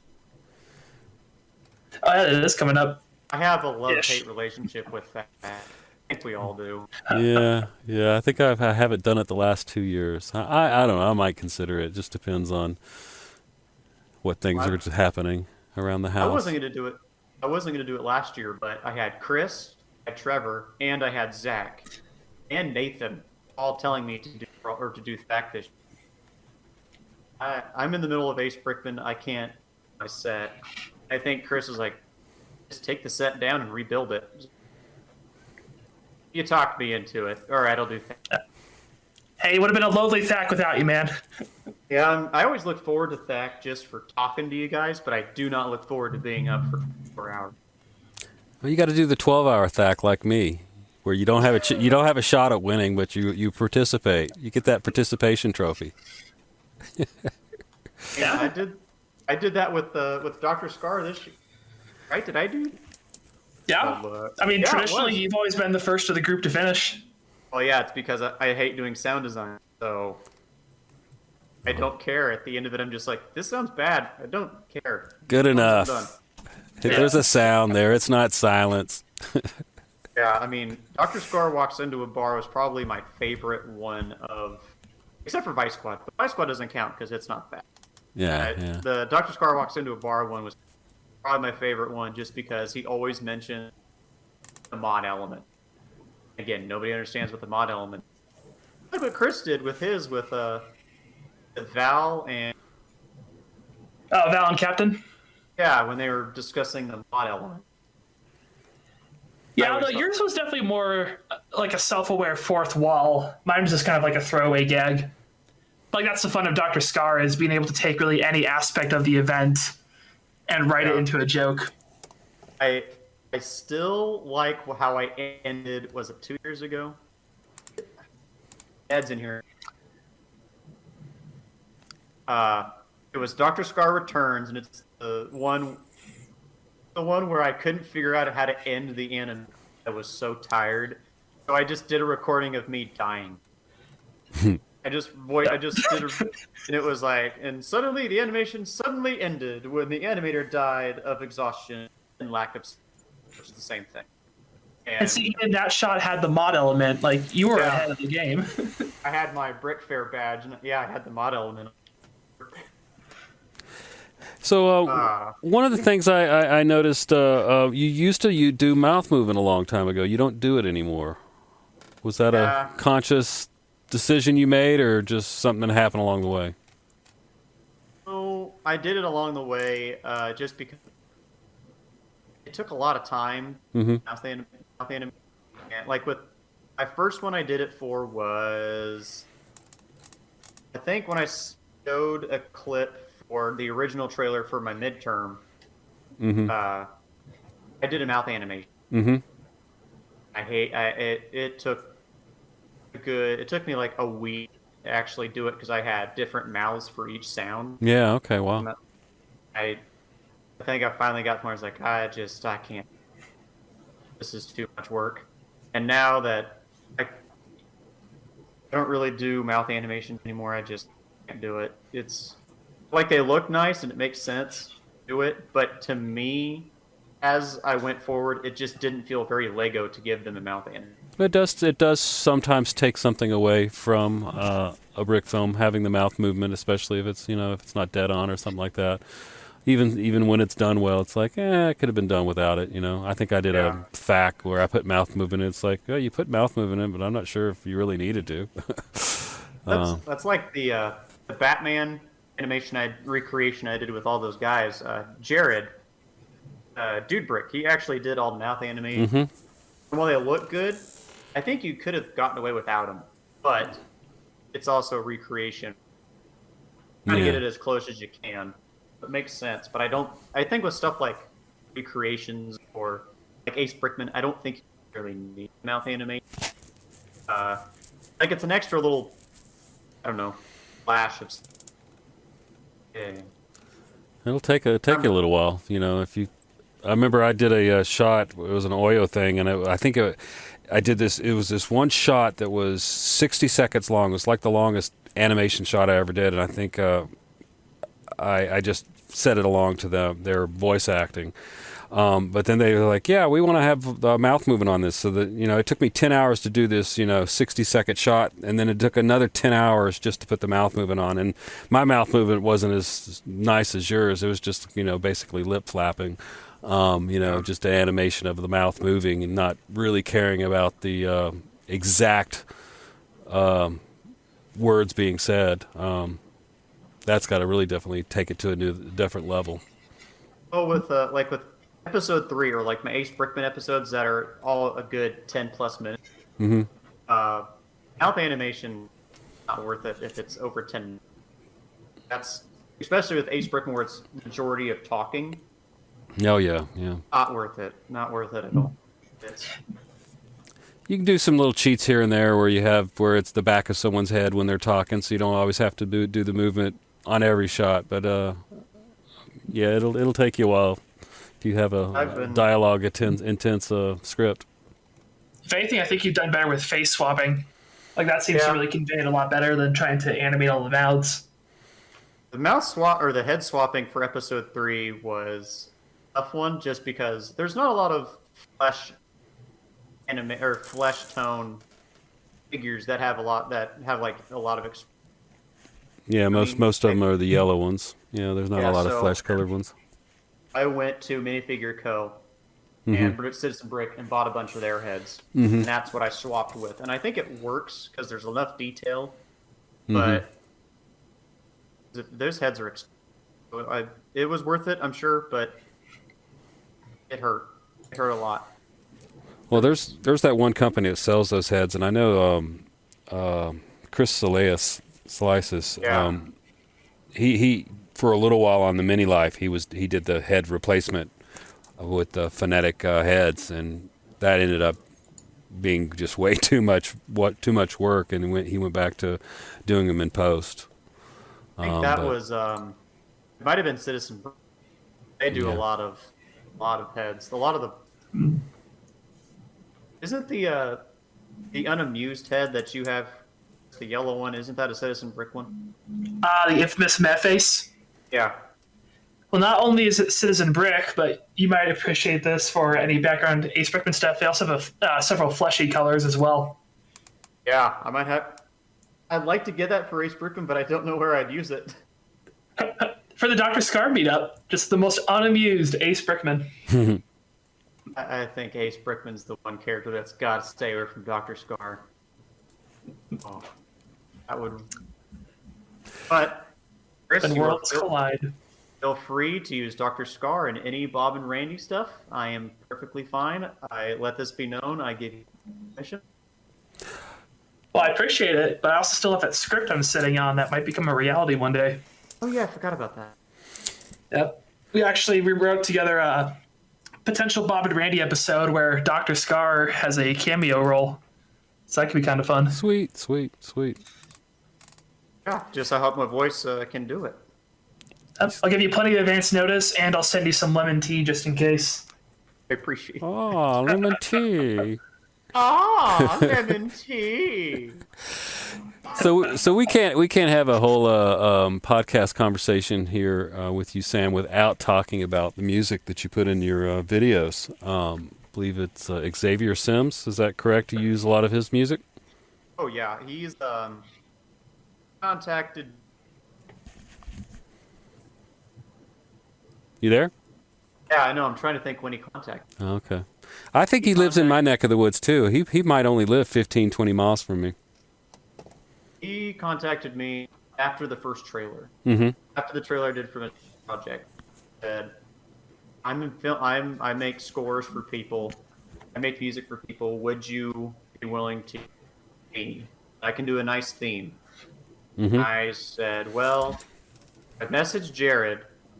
I said, "I don't know if I should use him." Or Jared said, "Well, just tell him you'll do a theme. Have him do the theme and do all the rest of the music." He said, "Just see what the theme sounds like and then move forward." Okay. I said, "I'll just do the theme and I'll do the rest of the music." And he sent me the theme, and it was so good. I said, "You can do the rest of the music." And I give him. I do it every time I finish a scene. I send it to him so he can do the cues for it. Mm-hmm. And this last episode, I feel bad because I didn't use him as much as I usually do, just because with the World War II stuff, I didn't want there to be any. I wanted it to feel real. I wanted it to feel like the Band of Brothers episode. Yeah. Real music in the Band of Brothers. Mm-hmm. And I said, "I'm really sorry. You're not going to be in this one a lot. I apologize." And he said, "Oh no, that's fine." And yeah, he does a great job. I give him about a 2-week notice before I need the music. Usually delivers within like. He's a cool dude. He's fun to talk to. I've gotten to the point where he used to do it for free, just out of the kindness of his heart, and now with his Patreon, I've started paying him. That's for all the cool. music. That's cool. I just feel like as much work as he puts in, he needs to get something. Now, when do you animate to his music? Like, does he create it and you kind of, or does he lay on the music on top of what you've edited? Yes. So what he'll do is I'll send him the entire scene done. Mm-hmm. And I said, "Here's what it is." That okay, so he'll make the music and actually make the music line up with it. And if there's something happens in the animation that's real shocking, he'll put in a cue for it. Mm-hmm. It'll be like a piano player or something like that. Mm-hmm. That's what he does. He doesn't just send me music. Actually makes it fit the actual time. That was I'm not really having cool. to go in and edit it or change it. Makes the process really easy. And I would not have Ace Brickman be as good as it is without Xavier. Yeah, the music definitely makes it pop out for sure. The whole thing. Anybody that needs music, definitely contact Xavier. He does fantastic stuff. He also has his own channel. He does audio stories. I'm in a couple of them. He does his own animation. He's trying to get more into the Lego community. So I think he might be in your guys' server maybe, and he's also in Brick Film Day, I believe. He's not in Bricks in Motion yet, but he's trying real hard to get into the community. So if you guys see him pop into one of the servers, tell him I sent you. So, all right, will do. Great dude. He always gets real excited whenever I announce that he was nominated for a Brick Filmers Guild Award for Best Music. And he's very grateful whenever it happens, and every time he always thanks me for using it. Just great guy, great person to work with, makes things super easy. If you need any kind of music for anything, make sure you check him out. He does great work. Very awesome. How do you do a storyboard or a script, or I mean, how do you do your scripting process? Is it So this is going to sound like I'm insane, but I don't storyboard. But whenever I'm thinking of a script, I pace in my living room or I pace in my bedroom, and I go through it out loud in my head. I actually do the voices, Mm-hmm. and then I just write it down as I go. Okay. So like for episode 1, I actually was trying to do the beginning where he takes a picture of the cheating husband. Mm-hmm. And I just walked up and down my hallway just like going, that'll be $50. I don't want to do this. And I do that with all my stuff. And like I'll do it whenever I take Ned for a walk. I'll go through scripts in my head and say them out loud. For sure, everybody in my town thinks I be crazy, but I mean, I don't storyboard. I tried to before, and I can't draw or anything. And usually it's stick figures. I'm trying to get better about that, but it just it's hard for me to kind of write down what I think when I can just. The only time I actually had to storyboard was when I was trying to get the whole end battle figured out for episode 3. I couldn't visualize it for Lego. I could do it in real person, or in like real life, but I couldn't do it. So I actually had to sit down and storyboard that out, make it work. I wish I could storyboard. I think it would make things so much easier, but I just don't. Either I don't have the patience for it, or I just can't do it. It's weird. But yeah, if you guys are if I ever see you guys at Brick Fair or at any kind of event, you see me talking to myself. I'm just trying to plan out my next episode of Ace Brickman. So if you want to find out who the Rose Killer is, just follow me around for a day. I'm sure you'll find out. I'm storyboarding in my mind. Yeah, I do that. Storyboarding, talking to myself, and getting an idea together. Let's go. Well, the good thing about brick filming is you can get away without storyboarding because you're really having to create the picture of what you want to do in your mind. So if you can at least do it there, you're the one recreating it, with Lego and lighting and a camera. You're not having to tell a crew. This is kind of what I want it to look like, so you can get away with it. But I haven't storyboarded for quite a while. It's a little too much extra work on a project. I'll write out a script and write different scenes in the borders on the side. Let me know, okay, this is where I want us to do a different scene here and there. But I don't draw pictures. That's too much effort. Plus, stick figures don't really cut it either. I think storyboarding for animations are only like important if you're working with a group. Yeah. So I would imagine with like Nathan and Zach, they probably have storyboard quite a bit since they work together on a lot of their projects. So if me and Chris and Trev ever decided to do a Tron video, we'd probably have to get some kind of storyboarding with that figured out. I think if you're in a group project, definitely story. Even if it doesn't look that great with stick figures, at least somebody has an idea of what it needs. Yeah. And that's what whenever we did the Batman trailer, we didn't storyboard, but we would constantly send each other clips. Whoever had the next part of that video, that was in the same setting. So I did everything that was in the apartment in the beginning of the trailer. But Jeremy had to do art in the beginning of the trailer where the character's wrapped in duct tape. Mm-hmm. But he didn't know how I built the chairs, so I had to send it that. Yeah. And it was just our Discord server we had for the trailer was just nothing but constant pictures of what it looked like. Mm-hmm. We had to get on the same page about what Batman, on the same page about what Commissioner Gordon to what Bruce Wayne to Yeah. And who was the lead on that project? Jeremy was it? Joe Bor.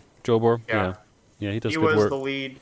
He's the one that contacted all the anime about it because originally we were going to do one for Justice League, the Zack Snyder trailer that came out, and they're all like, "Yeah, we can do that." And we saw the Batman trailer, and Jeremy was like, "Nope, we're going to do the Batman trailer."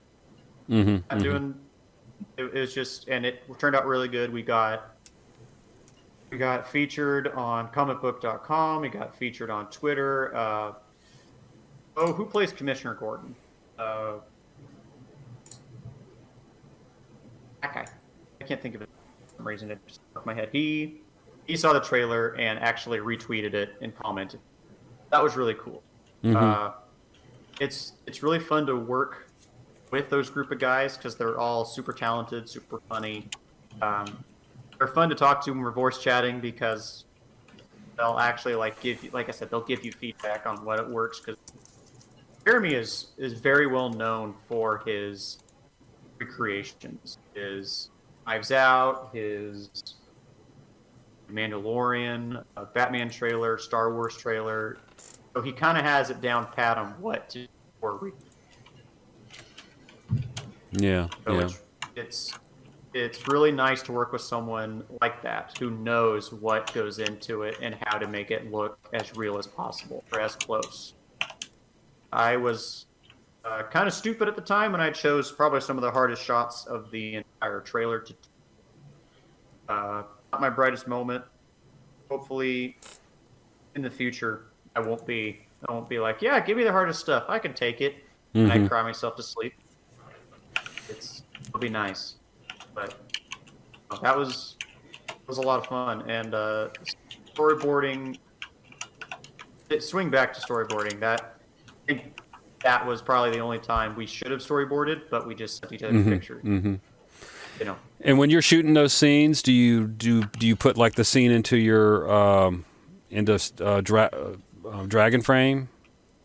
Yeah. So you just kind of follow along clip shot by or. Yeah. So what I'll end up doing is instead of having it like ghosted behind the image, I'll actually just have a little player in the corner. Yeah, that's what I used to do. Yeah, it's easier to see what's going on. Yeah, and you can get the lighting as close as possible. So when you do a ghosting like that, it's hard to tell. Yeah. Do you use onion skin when you animate, or do you do a different technique for seeing what's going on with the frames? So I have it on, but I don't really use it anymore. I only use it if there's supposed to be like little subtle movement, so I could see how far he's moved. Yeah. But other than that, I try my best to avoid it. Like you can rely on it a little bit too much. Like, okay, well, if I'm trying to do ease out, what's onion skinning look? And it's easier to just move it, go back, and see how it looks instead of relying on it. Yeah, I just loop the last frame. That does what gives me what I need to see in case I bump something on the set. I've tried to. I started out with onion skinning, and that's the main reason why I got Dragon Frame was for onion skinning before I learned about all the other features it's got. And now that I'm trying to get away from it, trying my best. It's a process. So yeah, go ahead. I was just gonna say I'm just trying to kind of improve everything. So I think getting away from onion skinning might improve my animation, or it might not. We'll find out. Yeah. So is there a new season of the Frame 100 podcast coming out again soon? You going to continue doing that? Chris, I'm going to let you take this because I kind of a bit. Yeah, we're just trying to figure out with like school schedules and whatnot. I was really kind of been the wild card there because his curriculum's been kind of crazy. Marcus is looking into some potential side stuff for film, and I have absolutely no clue what I'm doing. I honestly think Sam's probably the most free of us right now, and even then. We are experimenting a little bit with some non-podcast but still brick film related content. It's something we've always been tossing around, but we're trying to figure out ways where we can kind of create some fun stuff to fill in gaps. But yeah, we're definitely going to try and keep it up. Cool. You thinking about some like live streaming type things? Because you switched it. You were a live streamed podcast at first, right? Yep. But you pre-record now, right? Yeah, pre-recording is easier for the show. Talk about some live event stuff. That one gets really schedule specific, kind of depending. We had some idea for maybe some. I don't know if I don't want to quite say yet with any sort of confirmation, but maybe some more brick film reactionary stuff, like more actively watching people's brick films and offering commentary, kind of like what we did with Brick Film Day. Okay. A lot of people seem to like that, so we want to see if we can continue that sort of thing. Yeah, cool. Yeah, cool. the live streaming part of it is, for me, is more fun than the actual like the recordings are fun. Don't get me wrong, they are, but when you have to edit them together, it can. I took the major hit of editing every podcast. Mm-hmm. Well, I like the little live stream you did with Jared on your. I guess you watched your Ace Brickman, your commentary videos. Yeah, those were pretty good. Those were enjoyable. I enjoyed watching those. It's something I've wanted to do. I wanted to do like commentaries of my brick films, but I could never find. I'm really bad about just. I mean, I know we're doing a whole podcast on me, but it's really hard for me to like, by myself, sit down and talk about my answers. Because if you guys weren't asking me questions, I would just be like, yeah, so we did this, and that's how it went. Yeah. Really awkward, and I think having Jared there really helped like streamline it and made it stay on point. You guys have done a great job of keeping it on. Awkward when I'm talking about my stuff because like I said, I hate compliments. But I'd like to do more commentaries in the future. We need to do one for episode 3 soon. There's some more stuff that I could talk about with it. Mm-hmm. Funny stories, difficulties I've had, stuff like that. Maybe I'll get with Jared. Maybe we can get that done this week. Maybe next week. I guess. But when is this being posted? Because I have an idea. Oh, this probably won't get posted for a little while. The one for the Patreons, they might get it within a week. I'll be able to get that out, but so you'll get to see it or hear it. But yeah, it takes me a little while because I've got to get Kim to do the intro and outro, and it's on her schedule at that point. Well, I guess I can go ahead and say what brick film I'm doing. So, I'm almost done with it. I'm doing a Blade Runner. Sweet. Something I've loved Blade Runner movies. They've kind of been my inspiration for the lighting for Ace Brickman. Jared wrote a fantastic piece for it called Brick Runner. Mm-hmm. It stars Zach Macias and it's a voice actor that doesn't brick film. I can't remember. Look him up. Jared found him for me. His stuff is his voice perfectly fits the character. We got a lot of opportunities with lighting with a Blade Runner film. Oh yeah. My college professor for lighting actually for one of our last days in class we watched the original Blade Runner movie just because the lighting was so brilliant. It's like you just got to get inspired by this. Yeah. It's been a lot of fun to animate. It's been hard to try and get that same feel as the Blade Runner movies because they're specific feel to them. It's not a happy moment in the movie. Yeah. So it's the lighting. Like I said, playing around with the lighting is a lot of fun. Playing around with a lot of the architecture and the character design is a lot of fun. I actually ordered a Deckard figure from Brickmania like a year ago. I don't know how I'm going to incorporate him into, or if I'm going to, but it just shows how much I really like the Blade Runner. Brick Runner. Don't know when it's coming. We'll look forward to that. Hopefully, we'll get that out, and then we'll have this released just shortly afterwards. And cool. I think it might be posted. I still got a ways to go on it. Yeah. But I just thought I'd let everybody know on a podcast exclusive. Woo woo. Brick Runner. Woo woo. Yeah. Well, at least you're working on something more than me. Yes, I need. But we can't go a whole podcast without talking about Popicus. Oh, why? Because it's awesome. I laughed my ass off. I thought it was so funny. I was watching that I think last week or something like that. Once I saw that, I just started cracking up. It was awesome. I forgot about Pop Kid. Oh yeah. I love seeing the non-Lego stop motion. It's all good stuff. I made that just as a joke. High school, just and I needed to do an animation for Mm-hmm. your graphics class. And I was like, well, let's have Pop. Since I like Dr. Pepper, I love Dr. Pepper. Dr. Pepper fight another Pop.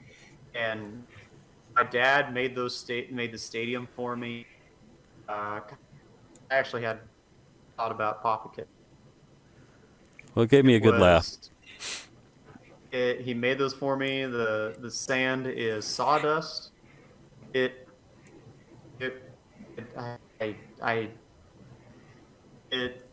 I just remember because there's another one before this that's unreleased. It's on DVD. I have at home.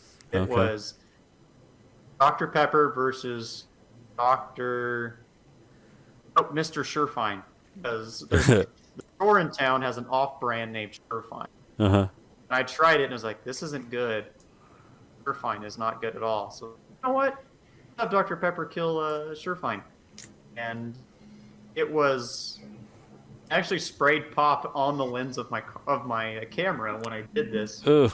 Get that feeling. And I'm so embarrassed about Popicus because I actually had helmets made for them, but I couldn't get them on there without having them move every frame. Oh, well, yeah. Sometimes the models aren't always practical. I guess maybe I should release some of these old films I haven't done anything with. Yeah, you just kind of, hey, this is Patreon an old exclusive. one. There we go. Boom. Perfect. Sorry, guys. Cool. I don't mean to keep talking about the Patreon. Definitely.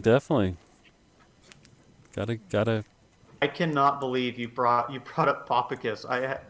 That's funny. It cracked me up to the point that I was like, I gotta bring this up. This is good stuff. It's funny. I just remember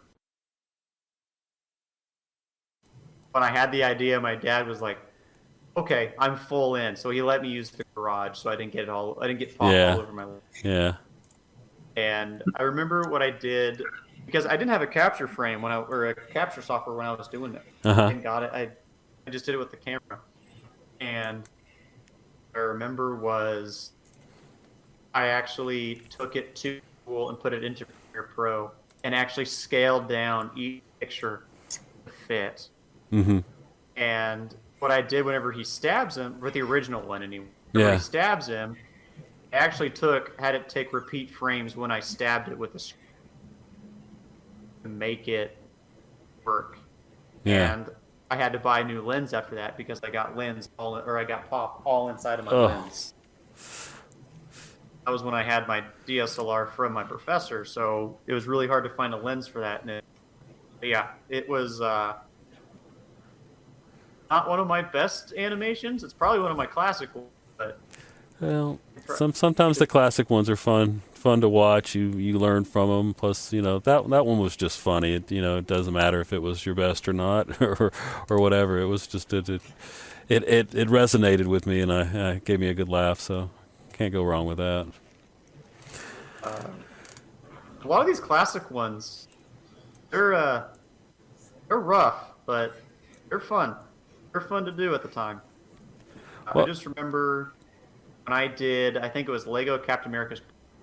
I was doing it for a contest in Chicago, and I won. I got like $5,000. I didn't win. Clearly, I didn't win. Is this Lego Captain America's birthday? Yep. Okay. I was doing a work study at the place I'm at, Okla, and the guy who was the videographer at the time wasn't really a nice guy, and he was jealous as he thought I was going to steal his job one day, which I did. At the time I was looking up to him, I showed him the finished product of Captain America's Lego Captain America's birthday. I remember his words were, "This isn't good, start over." I looked at him and I said, "Well, it's due tomorrow. I have to turn it in tomorrow at 5 p.m." And he said, "Well, better pull an all-nighter." Like, oh my goodness! Appreciate that. And then I graduated college and I took his job. I'd like to think that is some payback, but I went ahead and posted it, and like it didn't do great on views, but it was pretty funny. I also did a project. I tried to start a project with Captain America, and it was Day in the Life of Captain America. Mm-hmm. And it was this exact same set, except it was when he got up, worked out, he took a shower, which was funny because I took bubbles like they did in the Lego movie. I put it all over his body like he was taking a shower. Yeah. And at one point, he's reading a newspaper and he's on the toilet. And my dad loved it. My mom caught wind that I was making this, and I got mad at me. She was like, "Do not have that Lego figure poop on the toilet. What else is it on the toilet?" I was like, "It's funny. It's real funny." And she was like, "Don't post that. It's not a good idea." I was like, "Well, all right." So I took that first frame of that video of Captain America on a bridge and Spider-Man falls into the water. Was the original beginning or the original end of Day in the Life of Captain America. Okay. Well, I like the part where Spidey fell in the water. The effect there was really cool. I made a note on that. Thought that was a cool effect. Was cotton balls. Yeah. I've used cotton balls quite a few times, usually for smoke, but I've gotten to the point where I'm using whenever characters are smoking in animations, I just make it in Particle Playground and app. Yeah, your Ace Brickman, the 3 would have to have the cigarette warning on Netflix these days. Oh yeah, they're smoking in this video. Oh my gosh, how dare they? And I need to go add that in the description just to make sure I don't get sued. Yeah, they're smoking the whole time through that one. Oh, and there's actually an Easter egg in episode 3, which only I would know, but it's pretty important to me. My grandpa was in Korea, and every one of his friends smoked. They all smoked. Oh, they all did back then. Almost all. The only one in his, I guess, that didn't smoke. So if you notice, and whenever they're having the briefing about the battle, McCollar offers a cigarette. Yeah, he's like, nah. No, that's because I based it off my grandpa. Okay, because he said that exact same situation happened to him. Korea, he said he constantly got offered cigarettes by his friend Fassi, and he always turned. Wow, interesting story. So it was pretty important that I put that in there, just because I had to explain why he wasn't smoking in the rest of the animation. And the rest of the series was just from that small detail right there. Yeah, wow. So, fun fact. That is interesting. That's interesting. And I did like that little scene there where he refuses a cigarette. It did stand out in my mind. What were those? Were those like the little cigarettes? Were they from what certain brick company? They were from Minifigure Co. Minifigure Co. They're Lucky Strikes. They're authentic Lucky Strike tiles. Mm-hmm. Cigarettes are also from Minifigure Co.'s website. Okay. And then you just use an effect to make them the cherry turn bright red. Those actually weren't those were frame by frame moved. Mm-hmm. The light was, and so was the smoke. Okay. And that took the most amount of time, especially whenever Zach's character McCollar is telling the story of Cole, who almost shot the kid that they talked about on the truck. Mm-hmm. That's like I think it was like maybe a minute-long speech. Mm-hmm. I had to go through and actually frame by frame aspect where it looked like he was working. Yeah. Labor of love. Anytime you got to do stuff frame by frame, it can be a bit of a workout. I had to erase someone's jersey on the back of a Oyo video, and I wasn't happy about that. Yeah, so I still don't like the NFL player that did that, but it probably wasn't his fault. It was probably just his agent. But I had to erase his number and jersey, and I was just trying to show him some honor. His jersey was on the shelf at the store, but I think they competed with the store that I made the video for. I made it for who was it? Modell's, and I think he worked for his contract was Dick's Sporting Goods. But yeah, those little things, and the people, the producer, the people hiring you for these projects. So, can you fix this? It's like, yeah, but it's going to take me like a long time. Yeah, it's not going to be an overnight process. Yes, you don't fix your brick filming things overnight. It takes a minute, to get them all fixed. But it's all good. I can't think of anything else that stands out for episode 3. A lot of out of socket stuff, which I'm really not a fan of doing. But I hate doing it, but when it's done right, it really does give you a good impression of the animation for sure. For me, since I was doing it in black and white, or not black and white, desaturated with a lot of grain, I didn't really worry about the blue tack showing. I wouldn't really notice it that much with it being that desaturated. No one's commented on it. They will now, but no one's commented on it on the video. That seemed tack.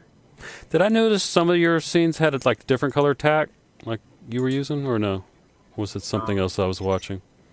It was all blue. It was all blue. Okay. I tried to find white tack, but it's really hard to find in game. That's weird because all the tack, the putty tack I find's the 3M stuff that's white. Yeah, I've looked at Walmart. Stuff. Looked at Target. I've looked at Walmart. Looked even at the store here in town, and it's all blue. It's really interesting. I have to order it, but it wants. I know when I was first starting off brick filming, everybody was like, "Oh, got to get the blue tack." And it's like, "What's this blue tack stuff? All I have is this white stuff here." Yeah. But But I tried to go in and change the color of the tack, match the figures, but I was just like, you know what? Let's desaturate the entire thing. Yeah. Add some grain. No one will complain. There you go. Like I said, no one will, or no one has, but they probably will after they listen to this. This is to spite me. We'll see.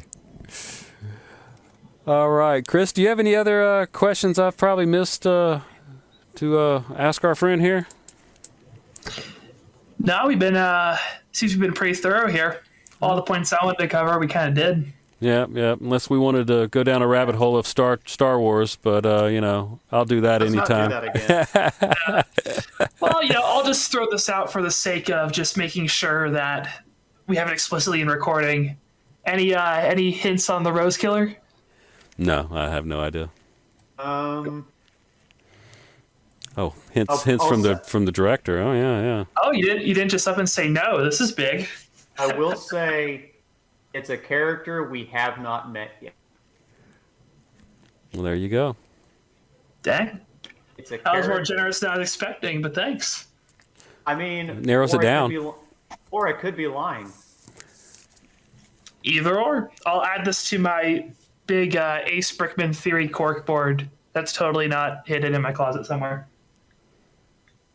So, could be lying. I could be telling the truth. He's got the five different endings written, so he's gonna give us one of the 5. Actually, Dan and Jared have been keeping up with getting scripts written. So right now we're up to like episode 5, I think. Episode 4 is already written.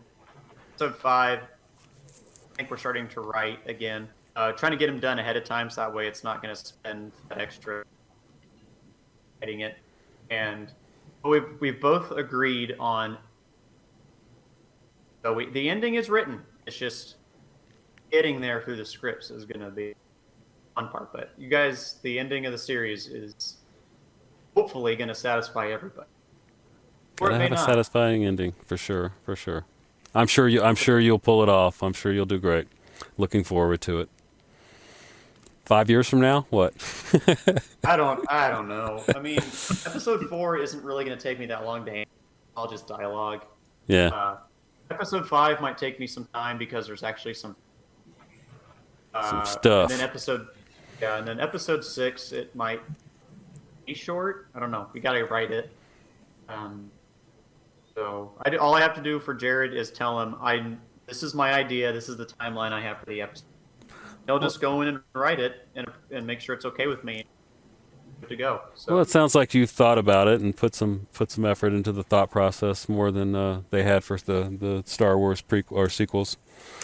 Oh boy, here we go. No, I do enjoy them because they're Star Wars, but of all the new things, the sequels are my least favorite. I love Bad Batch. I thought it was awesome. Yeah. I didn't think I was going to think it was awesome, but I love it.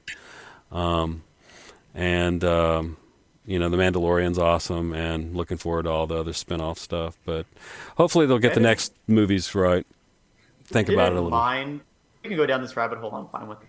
I'm not, as Chris knows, I don't really like to direct movies. I just like to watch them.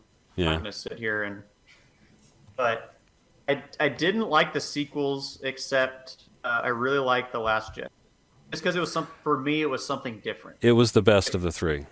Yes. And not even close. It was far the best of the three. There were some issues they had with some of the characters and some of the stuff, like the physics. But if you're arguing the physics of Star Wars, you're probably arguing stupid stuff. But for me, the reason I liked The Last Jedi was because whenever they announced that Rey was nobody. Mm-hmm.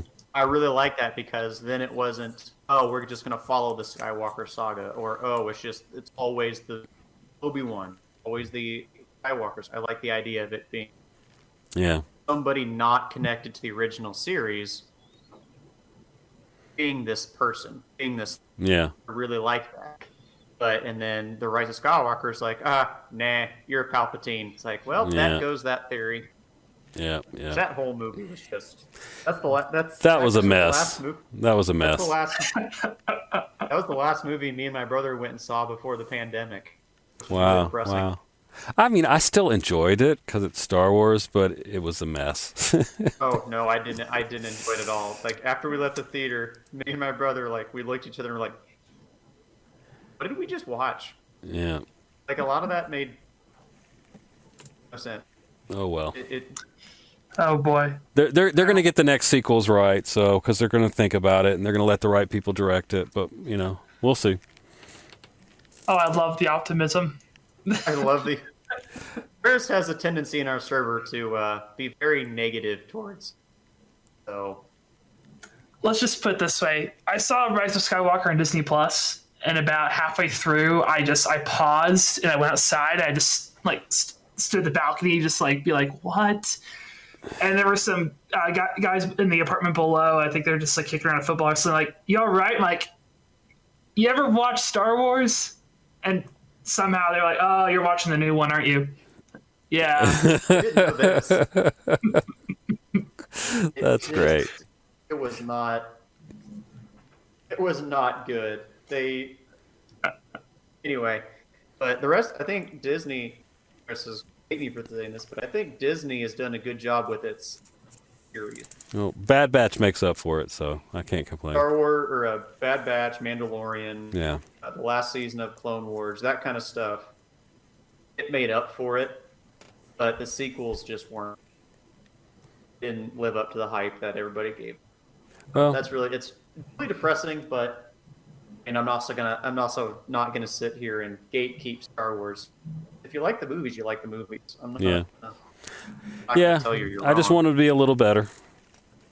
They're $1 billion movies. They can be a little better written instead of something thrown together. Oh, I think the fans will like this. I just don't like. For me, I don't like fan service. I don't like it where they just put it in there just for the fan. Yeah, for sure. Mandalorian got into that a little bit, but it also made sense for the story. Grogu needed to find. Spoiler alert! Grogu needed to find a Jedi. Yeah. Okay, well, either going to be Anakin or not Anakin. It's going to be Obi-Wan, or it's going to be Obi-Wan's dead, so it's not him. I just thought making them meet Ahsoka Tano made sense for the story. Yeah. And having them find Luke Skywalker made sense. There's a good chance Grogu's going to die because of The Force Awakens. Really depressing. Quite possible. Hopefully not. All right, well, Anyway. I pretty much got to call this call this an end soon. I got to get moving, but it has been a complete pleasure having you on here, Sam, and Chris. Thank you very much for helping me with this project, and I look forward to getting an opportunity to talk with you guys again sometime. All right. Thank you for having me. This is my first podcast being interviewed, so hope it wasn't too awkward for you guys. No, you were fine. You did a great job. All right.